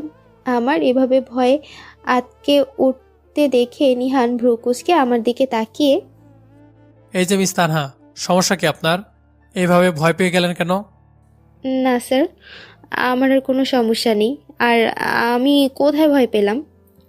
একটু নিজেকে সামলে স্যারকে কথাটা বললাম। সত্যি কথা বলতে সত্যি আমি ভয় পেয়ে গিয়েছিলাম। এই বজ্জাটার কোনো বিশ্বাস নেই, যদি আবার কিছু করে তাই। যদি কোনো সমস্যা না থাকে তাহলে এভাবে লাফান কেন? আর একটা কথা, আমি আপনাকে ছুটি দিয়েছি, আর আপনার আজকের মতো কাজ শেষ। চলুন, আমি আপনাকে বাড়ি পৌঁছে দিয়ে আসবো। আপনি আমাকে বাড়িতে পৌঁছে দিয়ে আসবেন কেন? আর আমি একাই যেতে পারি, কারো পৌঁছে দিয়ে আসতে হবে না। আর বলার জন্য আপনাকে ধন্যবাদ। আমি কি আপনার কাছ থেকে এইসব জানতে চেয়েছি? আপনাকে বাড়ি পৌঁছে দিয়ে আসবো বলেছি মানে দিয়ে আসবো। এখানে তো আপনার কোনো মতামত জানতে চাইনি। স্যার সরি, আজকে তো আমি আমার নানু বাসায় যাব, আর আমার আম্মু সেখানে আগেই চলে গেছে। স্যার, আপনি অন্য কোনো দিন না হয় আমাকে বাড়ি পৌঁছে দিয়ে আসবেন? আমি আপনার নানু বাসায় আপনাকে পৌঁছে দিয়ে আসবো, সমস্যা নেই তো। আর গাড়ি দিয়ে গেলে আপনি অনেক তাড়াতাড়ি পৌঁছে যেতে পারবেন। স্যার, আমাকে এভাবে গাড়ি দিয়ে বাসায় নামিয়ে দিয়ে আসতে চাচ্ছে কেন? ঘটনা কি কিছুই বুঝতে পারছি না। স্যার, মতলব তো ভালো না। স্যার থেকে একটু সাবধানে থাকতে হবে। কিন্তু এত কিউট একটা ছেলের কাছ থেকে কিভাবে সাবধানে থাকতে হয় তা তো এখন আমার অজানা। তান্না মনে মনে এইসব কথাই ভাবছিল, কিন্তু নিহানের কথায় তান্নার ভাবনায় ছেদ পড়ল। তান্নাকে কিছু বলতে না দেখে নিহান বলল, কি হলো, চলুন। এভাবে মূর্তির মতো দাঁড়িয়ে আছেন কেন? আবার লেট কোনো কিছু পছন্দ না। আমি গাড়ির সামনে অপেক্ষা করছি, আপনি তাড়াতাড়ি আসুন। কথাটা বলেই নিহান চলে গেল। আর তান্না দাঁড়িয়ে রাগে ফুঁসছে। তান্নার নিজের ওপরেই রাগ হচ্ছে। রাগে তান্নার মুখ দিয়ে একটা কথাও বের হচ্ছে না। অসভ্য লোক একটা, সব সময় শুধু হুকুম করবে। তার ইচ্ছে মতো মনে হয় সবাইকে চলতে হবে। এই বজ্জারটার জন্য আমার জীবন তেজপাতা হয়ে যাচ্ছে। শালা ইন্দুর, তোর একবার খালি চান্সে পাই, দেখ তোর কী অবস্থা করি আমি। মনে মনে আরও অনেক গালি দিলাম বজ্জাত স্যারটাকে। স্যার তো গাড়ি নিয়ে বাইরে আমার জন্য অপেক্ষা করছে। তাড়াতাড়ি যাই, নাহলে পরে আবার বকা দেবে। তান্না আর কিছু না ভেবে এক ছুটে সিঁড়ি বেয়ে নিচে নেমে বাইরে এলো। তান্না বাইরে আসতেই দেখলো নিহান একটা গাড়ির সামনে দাঁড়িয়ে আছে। এই গাড়িটা তান্নার চেনা। এর আগেও কালকে একবার তান্না এই গাড়ি দেখেছে। তান্না নিহানের সামনে গিয়ে দাঁড়াতে হাতের দড়ির দিকে তাকালো নিহান। 4:27 বাজে, তাড়াতাড়ি গাড়িতে উঠে পড়ুন, না হলে আমার পৌঁছাতে রাত হয়ে যাবে। পরে কিন্তু আমি ডিনার না করে আপনার নানু বাসা থেকে আসবো না। আচ্ছা, এখান থেকে আপনার নানু বাসায় যেতে কতক্ষণ সময় লাগবে? 1 ঘন্টার মতো সময় লাগবে। ঠিক আছে, চলেন। কথাটা বলে নিহান মুচকি হাসি দিয়ে তান্নার দিকে এগিয়ে গেল। নিহানকে তান্নার দিকে এগিয়ে যেতে দেখে তান্না ভয় পেয়ে চোখ বন্ধ করে নিল। তান্না এইভাবে ভয় পেয়ে চোখ বন্ধ করাই নিহান এসে দিল। মুচকি এসে তান্নার দিকের গাড়ির দরজাটা খুলে দেয়, আবার ঘুরে এসে নিজের ড্রাইভিং সিটে বসে। আলতো করে হর্ন বাজালো। হর্নের শব্দ তান্নার কানে আসতেই তান্না কেঁপে উঠল। তান্না হর্নের শব্দ পেয়ে চোখ খুলতে দেখলো গাড়ির সামনের সিটে বসা দরজাটা খোলা, আর ড্রাইভারের সিটে বসে নিহান ওর দিকে তাকিয়ে হাসছে। তান্না নিহানের এই হাসি দেখে বড্ড রাগ হচ্ছে। তান্না ইচ্ছে করছে নিহানের গলা চেপে ধরতে। নিহান তান্নাকে চোখে ইশারা করে গাড়িতে উঠতে বলল। তান্নার অনেক লজ্জা করছে নিহানের চোখের দিকে তাকাতে। তান্না মাথাটা নিচের দিকে করে ভাবছে, আমার অনেক লজ্জা লাগছে। বজ্জাত স্যারটা আমার দিকে এগিয়ে আসায় তো আমি ভয় পেয়ে গিয়েছিলাম। এভাবে হেসে কেউ কারো দিকে এগিয়ে আসে নাকি? আমি তো ভেবেছি আবার আমাকে দেয়ালের সাথে চেপে ধরবে, কিন্তু স্যার তা না করে শুধু গাড়ির দরজাটাই খুলে চলে গেল। আবার গাড়ির হর্নের শব্দে আমি বাস্তবে ফিরলাম। গাড়ির হর্নের শব্দ শুনে আমি নিহান স্যারের দিকে তাকালাম। আমাকে স্যারের দিকে তাকাতে দেখে স্যার বলল, এই যে মিস ভিতু, গাড়িতে উঠছেন না কেন? এভাবে আর কতক্ষণ দাঁড়িয়ে থাকবেন? কি আমি ভীতু? আপনি ভিতু। আর এত কথা না বলে গাড়িতে উঠে আসুন তো। জি স্যার। কি হলো, উঠছেন না কেন? এভাবে আমার দিকে তাকিয়ে মূর্তিমতো দাঁড়িয়ে আছেন কেন? স্যার, আমি কি আপনার পাশে বসবো? তো আপনি কি পিছনে বসবেন? আমি তো ভালো মানুষ না, এই জন্য কি আপনার আমাকে ড্রাইভার বানানোর খুব ইচ্ছে হয়েছে নাকি? না না, আসলে স্যার তেমন কিছু না। আপনি গাড়িতে না উঠে এত কথা বলছেন কেন? আর আপনাকে আমার পাশের সিটে বসতে হবে? আপনি গাড়িতে উঠবেন, নাকি আপনাকে ওঠানোর জন্য আমাকে নামতে হবে গাড়ি থেকে? উঠছি। বলে গাল ফুলিয়ে গাড়িতে উঠে নিহানের পাশে এসে বসলো তান্না। দরজাটা টেনে বন্ধ করে দিল তান্না। মাথাটা নিচু করে চুপচাপ মুখ ভার করে বসে রইল তান্না। আমি নিহান স্যারের উপরে রাগ করে অনিচ্ছা সত্ত্বেও গাড়িতে উঠে মাথা নিচু করে বসে রইলাম। 4-5 মিনিট সময় পার হয়ে গেল আমি গাড়িতে উঠেছি, কিন্তু এখনও গাড়ি চালাতে শুরু করিনি। আশেপাশে কি হচ্ছে দেখার জন্য আমি মাথাটা তুলে নিহান স্যারের দিকে তাকালাম। নিহান স্যার গাড়ির চাবি ঘুরিয়ে বারবার গাড়ি স্টার্ট করতে চাচ্ছে, কিন্তু হচ্ছে না। আমি ভ্রু কুচকে নিহান স্যারের দিকে তাকাতে দেখলাম স্যার আমার দিকে তাকিয়ে ঠোঁটটা একটু বাঁকা করে মুচকি একটা হাসি দিল। নিহানের হাসিটা দেখে আমার রাগ উঠে গেল। আমি রাগে গজগজ করছি আর ভাবছি, আচ্ছা লোকটার সমস্যা কি? আমি তো কিছুই বুঝতে পারছি না। অফিসে সারাদিন আমাকে দিয়ে বুয়ার কাজ করাবে, আবার কোনো ভুল ছাড়ে আমাকে ইচ্ছে মতো বকা দিবে, শাস্তি দিবে। মাঝে মাঝে কেমন করে আবার তাকিয়ে থাকে। আর এখন ঠোঁটটা বাঁকা করে কি একটা হাসি দিল। এই হাসি দেখে তো আমার শরীর রাগে জ্বলছে। স্যারের মুখে যদি হাসি না থাকে তাহলে রাগে চোখ লাল টকটকে করে রাখে। এমন মানুষ আমি আগে কখনো দেখি নাই। আজব একটা মানুষ। এই যে মিস, আমাকে নিয়ে এত ভাবলে তো আপনি একদিন পাগল হয়ে যাবেন। তখন তো আবার আপনাকে পাবনা মেন্টাল হাসপাতালে পাঠাতে হবে। কি? এত কি করেন কেন আপনি? আচ্ছা, আমাকে নিয়ে আপনার এত সমস্যা কেন? আমার সব কিছু নিয়ে যদি আপনি এত নেগেটিভ চিন্তা করেন তাহলে তো একদিন আমার প্রেমে পড়ে যাবেন। আমি নিহান স্যারের কথা শুনে অবাক হয়ে স্যারের দিকে তাকিয়ে রইলাম। আমি তো স্যারকে নিয়ে এইসব মনে মনে ভাবছিলাম। তাহলে কি স্যার আমার মনের কথা শুনে ফেলেছে? হায় আল্লাহ, আগে তো আমার মন আস্তেই কথা বলতো, কেউ শুনতো না তার কথা। আজকে মনে হয় আমার মন অনেক জোরে কথা বলে ফেলেছে, তাই হয়তো স্যার আমার মনের কথা শুনে ফেলেছে। আপনার মন জুড়ে কথা বলেনি, সে তার মতো লুকিয়ে আছে। কিন্তু আমি মানুষের চোখ দেখলেই কেমন জানি মনের কথা বুঝতে পেরে যাই।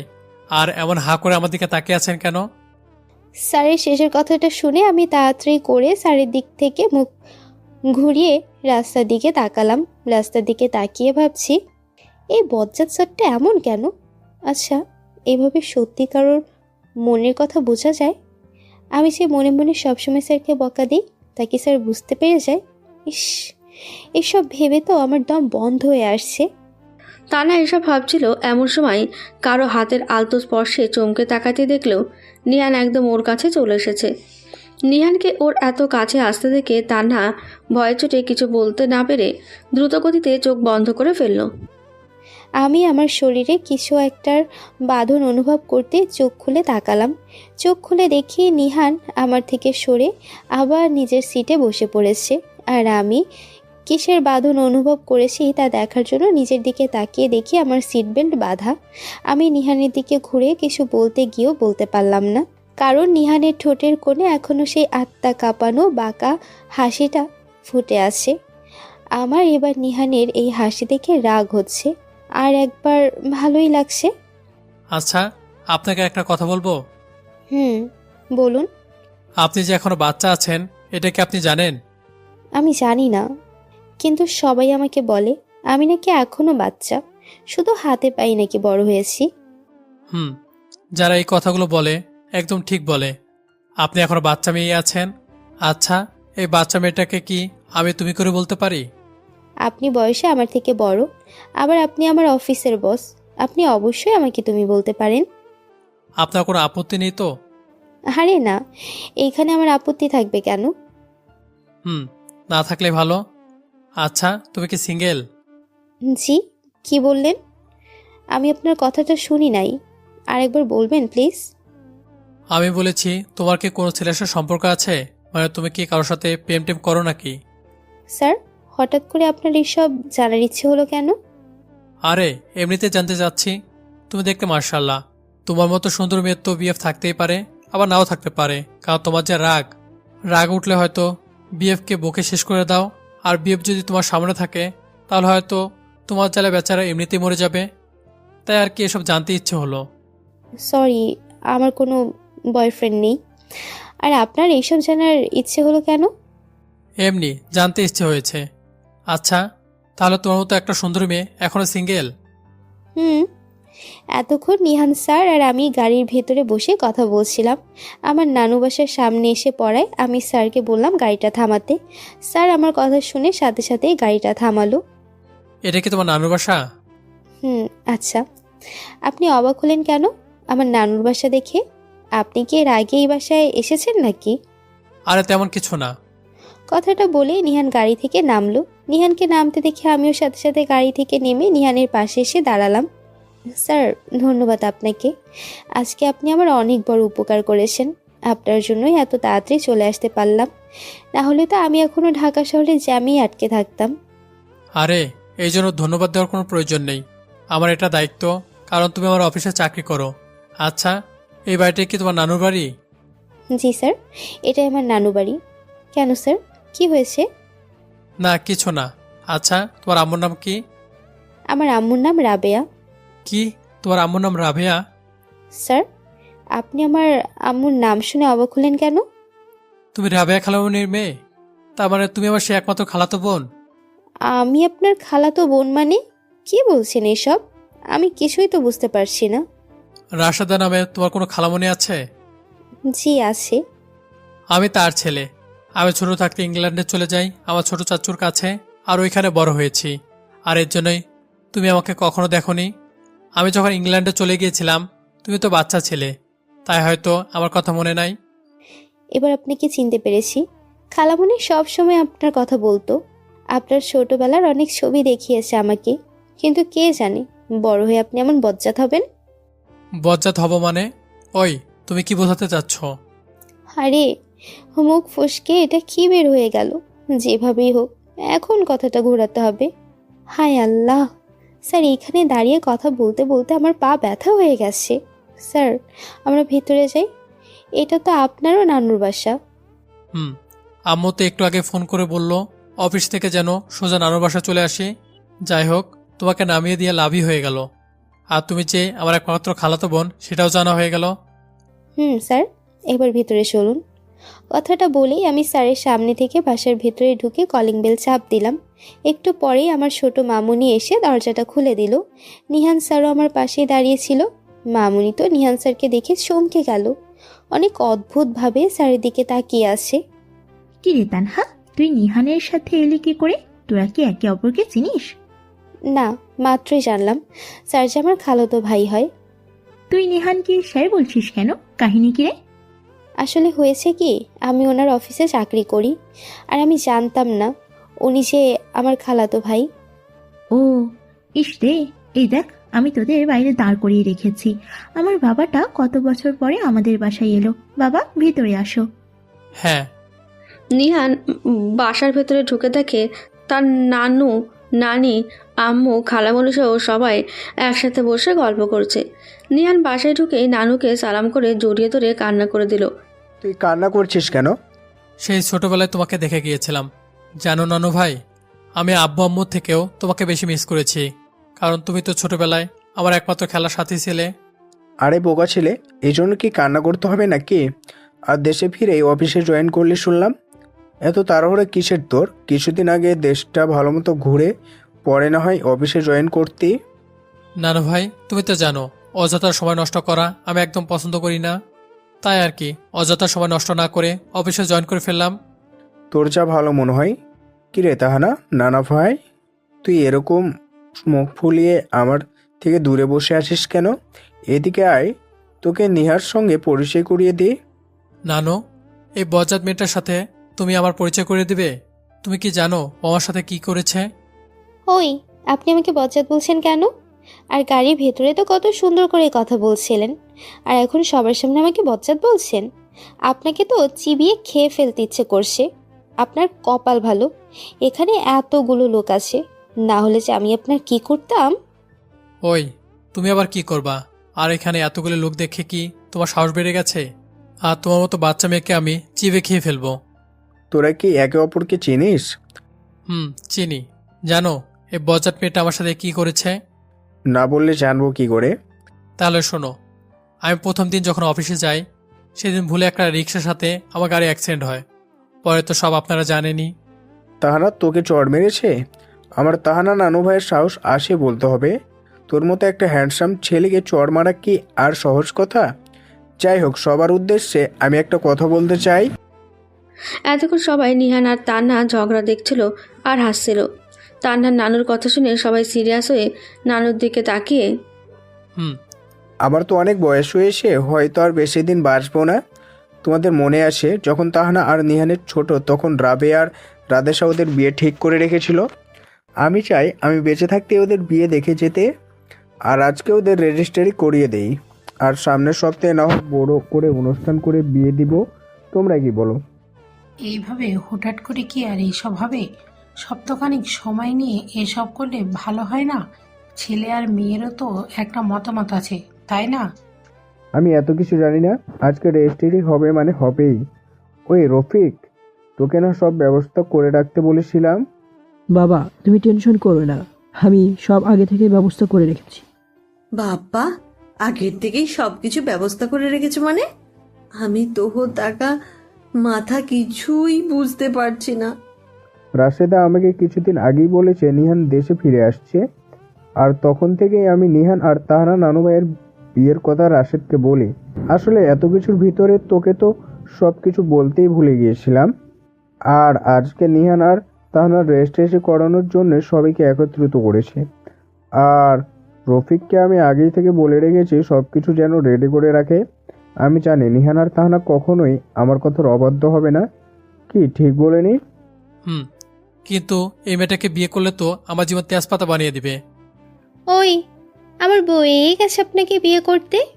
আর আপনার যে রাগ, যদি আপনি আমার বর হন তাহলে আমার জীবনে অনেক অশান্তি আছে, তা আমি বেশ টের পাচ্ছি।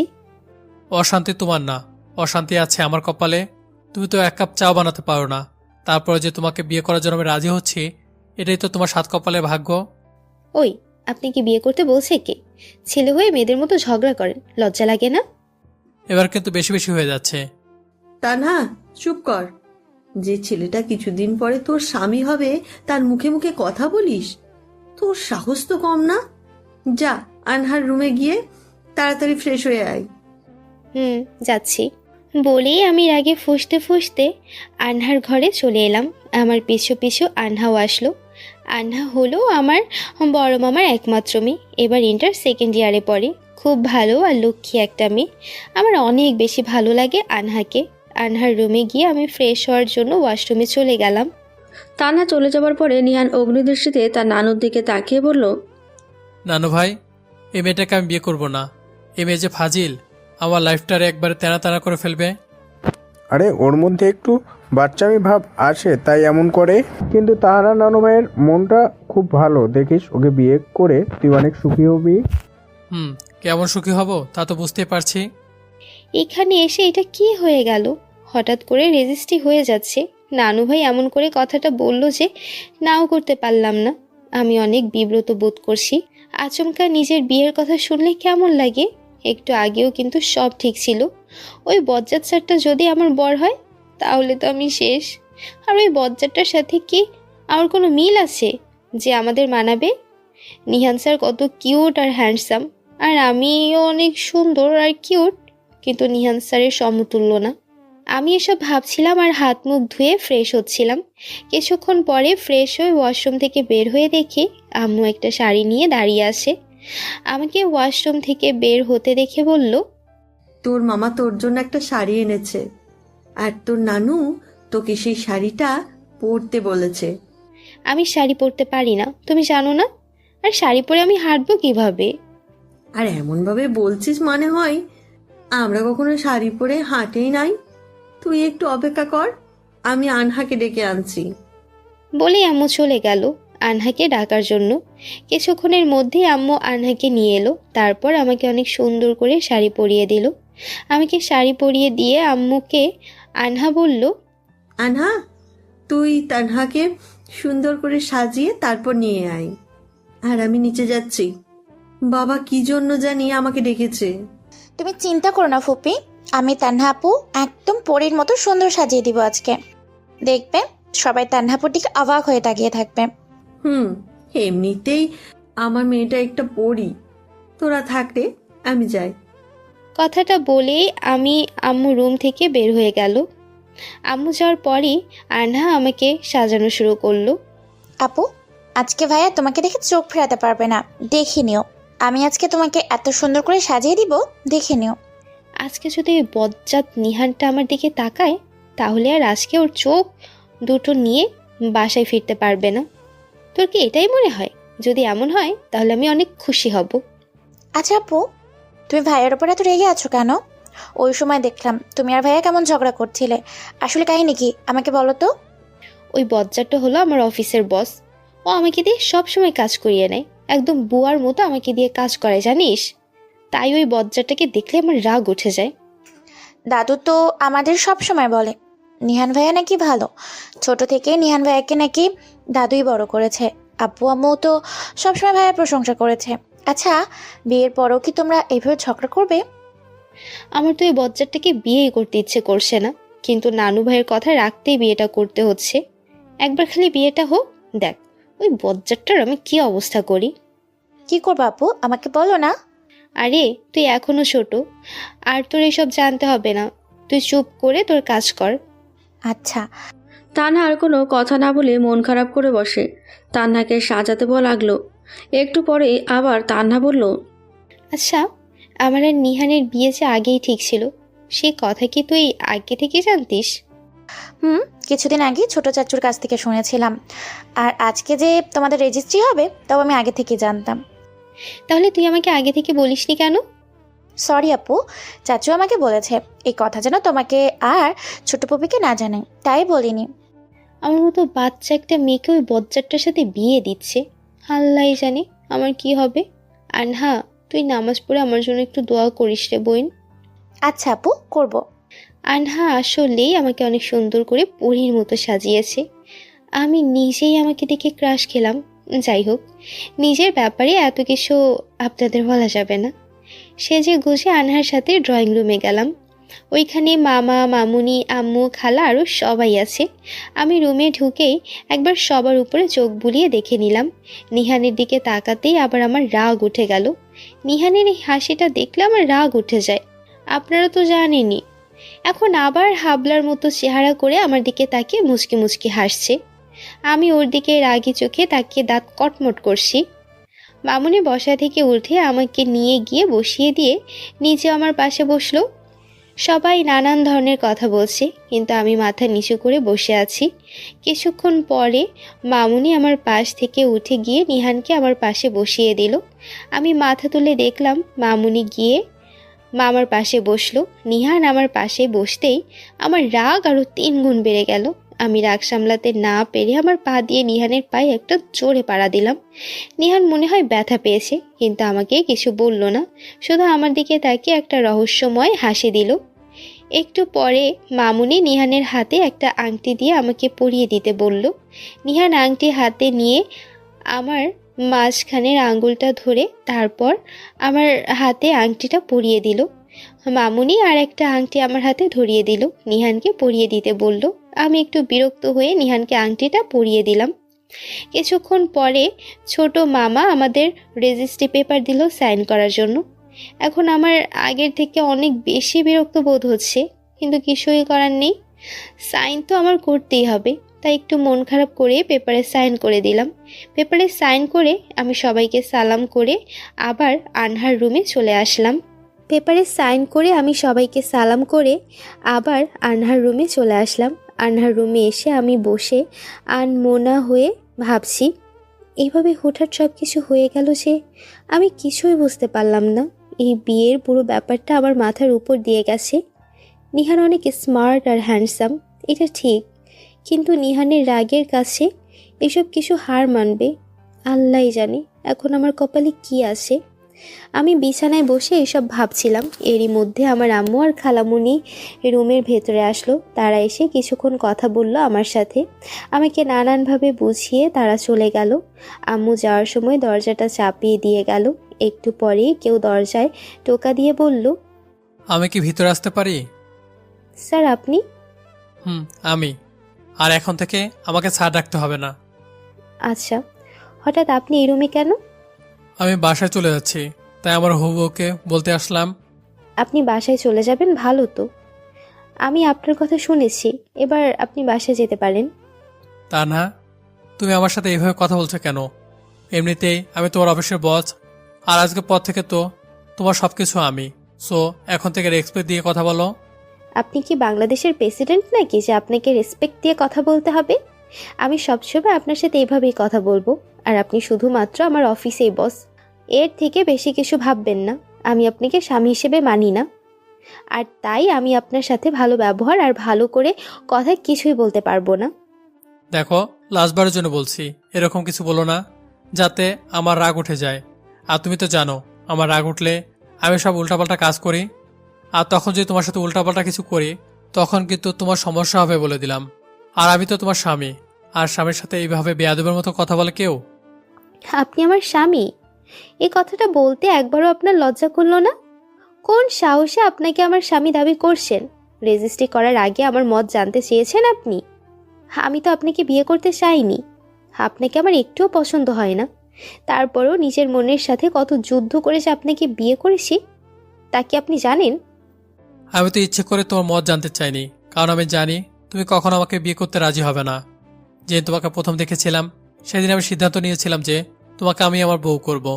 আর আজকে নানু যখন আমাদের বিয়ের কথা বললো তখন তো আমি আকাশে উঠতেছিলাম। আর সব থেকে বড় কথা কি জানো? না, আমি জানি না। যদি আপনি একটু কষ্ট করে বলতেন। এমনিতে তোমাকে আমার ভালো লাগতো, কিন্তু আমাদের পরিবারের সবাই চেয়েছে যে তোমার আর আমার বিয়েটা হোক, তাই আমি কোনো ডিসিশন ছাড়াই তোমাকে বিয়ে করতে রাজি হয়ে গেলাম। হ্যাঁ, আসছে। পরিবারের সবাই চায় বলেই কি আপনি বিয়ে করতে রাজি হয়ে যাবেন? আপনি একবার আমাকে সাইডে নিয়ে ব্যাপারটা জিজ্ঞেস করতে পারতেন। জিজ্ঞেস করলে কি হতো? যদি আমাকে একবার জিজ্ঞেস করতেন তাহলে আজকে আপনাকে এই দিনটা দেখতে হতো না। একবার বলছি না, আমি চেয়েছিলাম যাতে আমাদের বিয়েটা হয়, তাই আমি আর তোমাকে জিজ্ঞাসা করার প্রয়োজন মনে করিনি। আপনি এইটা কি বললেন? এই যে বউ, শোনো, এখন থেকে তুমি আমাকে তুমি করে বলবা। আর এইসব আপনি টাপনি বাদ দাও তো। আপনি ডাকটা কেমন যেন পর লাগে। আর এখন আমাদের বিয়ে হয়ে গেছে, তাই তুমি আমার আপন মানুষ, আর আপন মানুষের মুখে আপনি ডাক মানায় না। না, আমি আপনাকে আপনি করেই বলবো। আর আমি আপনার আপন মানুষ হতে চাই না, আমি পরই থাকতে চাই। তুমি চাইলেও তো আর পর থাকতে পারবে না, কারণ তুমি অলরেডি আপন মানুষ হয়ে গেছো। এই, আপনি এই রুম থেকে জানতো, আপনাকে আমার অসহ্য লাগছে। কি বললে? এই কথা বলেই নিহান আমার দিকে এগিয়ে আসলো। নিহানকে এগিয়ে আসতে দেখে আমি পিছিয়ে গেলাম। নিহান আস্তে আস্তে আমার দিকে এগিয়ে আসছে, আর আমি এক পা করে পিছিয়ে যেতে লাগলাম। হঠাৎ করে খাটের কোণার সাথে আমার পা আটকে যাওয়ায় আমি খাটের উপরে পড়ে গেলাম। নিহান খাটের উপরে উঠে আমার হাত বিছানার সাথে চেপে ধরলো। আমি নিহানের কাছ থেকে সারা পাওয়ার জন্য ছটফট করছি, কিন্তু ওর শক্তির সাথে কিছুতেই পেরে উঠতে পারছি না আমি। নিহান আমার হাত চেপে ধরে এক দৃষ্টিতে আমার দিকে তাকিয়ে আছে। এই নিহান, আমার হাত ছাড়েন প্লিজ, ব্যথা লাগছে আমার। আর তাড়াতাড়ি আমার উপর থেকে সরেন, না হলে কিন্তু খারাপ কিছু হয়ে যাবে বলে দিচ্ছি। যদি না ছাড়ি তাহলে কি খারাপ হবে শুনি? আপনি এখন আমার উপর থেকে না সরলে আমি কিন্তু চিৎকার করব। চিৎকার করবে? আচ্ছা করো, কিন্তু চিৎকার করে কি কথা বলবে? আমাকে বাঁচাও, আমার স্বামী আমাকে বিছানার সাথে চেপে ধরে আদর করছে, এসব বলতে কি তোমার লজ্জা করবে না? আপনার লজ্জা আর আদরের গোষ্ঠী মারি। আর এইবার কিন্তু আমি সত্যি সত্যি নানুকে ডাক দিব। আর আপনার লজ্জা করে না আমার মধ্যে একটা পিচ্চি মেয়ের উপরে এভাবে নির্যাতন করতে? নানুকে ডাকবা? আচ্ছা পালে ডাকো তো। আর কি বলবে, তুমি পিচ্ছি মেয়ে? অনেক মজার জোক ছিল কিন্তু এইটা। আমি আর কোনো কথা না বলে কয়েক সেকেন্ড রিল্যাক্সে শ্বাস নিয়ে অনেক জোরে চিৎকার করলাম, নানু! আমি ডাক দিয়েছি, কিন্তু আমার মুখ থেকে শব্দ বাইরে বের হতে দিল না ওই শয়তান বজ্জাত কুত্তা বিলাইটা। আমি দাদু বলে চিৎকার দেওয়ার সাথে সাথে নিহান আমার ঠোঁট দুটো নিজের ঠোঁট দিয়ে চেপে ধরে ফেললো। আমি নিহানের হাত থেকে সারা পাওয়ার জন্য যতই ছটফট করছি, নিহান ততই আমাকে আরো শক্ত করে ধরে রাখছে। তাই ছটফটানি কমিয়ে দিলাম। আমি মনে মনে নিহানের 14 গোষ্ঠী উদ্ধার করছি, আর নিহানকে ইচ্ছে মতো গালি দিচ্ছি। আজকে শুধু একবার নিহানের হাত থেকে ছাড়া পাই, তারপরে ওকে দেখাবো মজা। ও তো আমাকে চেনে না। আজকে ব্যাটাকে বুঝাবো কত ধানে যে কত চাল। কিছুক্ষণ পরে নিহান আমার ঠোঁট ছেড়ে দিয়ে হাঁপাতে হাঁপাতে বলল, এই মেয়ে, তুমি ব্যাকেল নাকি? স্বামী স্ত্রী রোমান্টিক মুহূর্তের সময় কেউ কি দাদুকে ডাক দেয়? তুই খালি একবার আমাকে ছাড়, তারপর দেখ আমি তোর কি অবস্থা করি। আজকে যদি আমি তোর মাথা না ফাটাইছি তাহলে আমার নাম তানহা না। তোমার তো সাহস কম না? তুমি আমাকে তুই করে বলছো, আর তুমি তো এখন সত্যি সত্যি এখন তানহা না। তুমি এখন থেকে আমার বউ, মানে মিসেস নিহান চৌধুরী। এই যে, এসব পরে দেখা যাবে। আপনি এখন আমাকে ছাড়বেন কিনা বলেন। তোমাকে ছাড়লেই তো তুমি আবার আমার সাথে দুষ্টুমি করা শুরু করে দিবা। তার থেকে ভালো তোমাকে ধরে রাখি। দেখেন নিহান, এবার কিন্তু বেশি বেশি হয়ে যাচ্ছে। আর এখন আমাকে না ছাড়লে আপনার ভালো হবে না বলে দিলাম। কি খারাপ হবে শুনি? আম্মু! ওই, তুমি খালামাকে ডাকছো কেন? যদি তোমার মুখ দিয়ে আরেকটা শব্দ বের হয় তাহলে কিন্তু তোমার ঠোঁটে উম্মা দিব। আমি কিছু বলতে যাব তার আগে বাহির থেকে আনহা দরজায় নক করে বলতে লাগলো, নিহান ভাইয়া, সবাই তোমাদের জন্য অপেক্ষা করছে খাবার টেবিলে। আর তুমি নাকি বাসায় চলে যাবা, তাই তোমাকে তাড়াতাড়ি নিচে আসতে বলেছে বড় ফুপি। তুমি যাও, আমি এখনই আসছি। আচ্ছা। বলেই মনে হয় আনহা চলে গেল। দরজাটা চাপানো, তাই আমি দেখতে পাইনি। আর নিহান আনহার সাথে কথা বলার সময় আমার মুখে ওর হাত দিয়ে চেপে ধরেছিল, তাই আনহাকে কিছু বলতে পারিনি। আনহার সাথে কথা বলা শেষ করে নিহান আমার মুখের উপর থেকে হাত ছাড়িয়ে নিয়ে বলতে শুরু করলো, শোনো বউ, তোমাকে এখন আর আগের মতো থাকলে চলবে না। তোমার মনে রাখতে হবে তুমি এখন বিবাহিত। আর হ্যাঁ, আমি তোমাকে একটু পরেই ফোন করব। আমার ফোন রিসিভ করবে কিন্তু, আর যদি রিসিভ না করো তাহলে কিন্তু বাসায় এসে তোমাকে সাহায্য করব। আর কয়েকদিন পর থেকে তুমি তো আমার সাথে থাকবা, তাই এই কয়েকদিন ভালো মতো রান্না করা শিখে নাও। আর হ্যাঁ, তোমার এই বাচ্চা অভ্যাসটা যাতে সব সময় থাকে। তোমার এই বাচ্চা মেয়েগুলো আমার অনেক ভালো লাগে। আচ্ছা, তাহলে এখন আমি যাই। আর তুমি যদি চাও তাহলে আজকের রাতটা তোমার সাথে থেকে যেতে পারি। নিহানের কথা শুনে আমি শুধু ওর দিকে তাকিয়ে রইলাম, কিন্তু কোনো কথা বললাম না। নিহান আমাকে ছেড়ে দিয়ে উঠে চলে গেল। নিহান রুম থেকে বের হওয়ার আগে পেছন ফিরে আমাকে একটা ফ্লাইং কিস করলো। এটা দেখে আমার শরীরটা রাগে জ্বলে উঠল। আমি হাত বাড়িয়ে একটা চিরুনি পেলাম, ওটা হাতে নিয়ে ছুঁড়ে মারলাম নিহানের দিকে, কিন্তু ওর গায়ে লেগে চিরুনিটা ফ্লোরে পড়ে গেল। আমি নিহানকে মারার জন্য আরও কিছু খুঁজতে লাগলাম। এটা দেখে নিহান তাড়াতাড়ি দৌড়ে রুম থেকে বের হয়ে গেল। এতক্ষণের ঘটনার কথা মনে পড়তে আমার শরীরে 1000 ভোল্টের রাগ উঠে গেল। আম্মুর আর নানুর উপরে সবচেয়ে বেশি রাগ উঠছে। আজকে তাদের জন্যই আমাকে এমন বজ্জাত আর টেবিল মার্কা ছেলেকে বিয়ে করতে হয়েছে। তাদের কি খুব প্রয়োজন ছিল আমাকে নিহানের সাথে বিয়ে দেওয়ার? বিয়ে যখন হয়ে গেছে তখন তো ওকে আমার বর মানতেই হবে। বজ্জাতটাকে এমন শিক্ষা দেব যে সারা জীবন আমার নাম মনে রাখবে। আমাকে বিয়ে করার শখ একদম মিটিয়ে দেব। কথাগুলো ভেবেই আমিও ওই ঢেবিলটার মতো একটা হাসি দিলাম।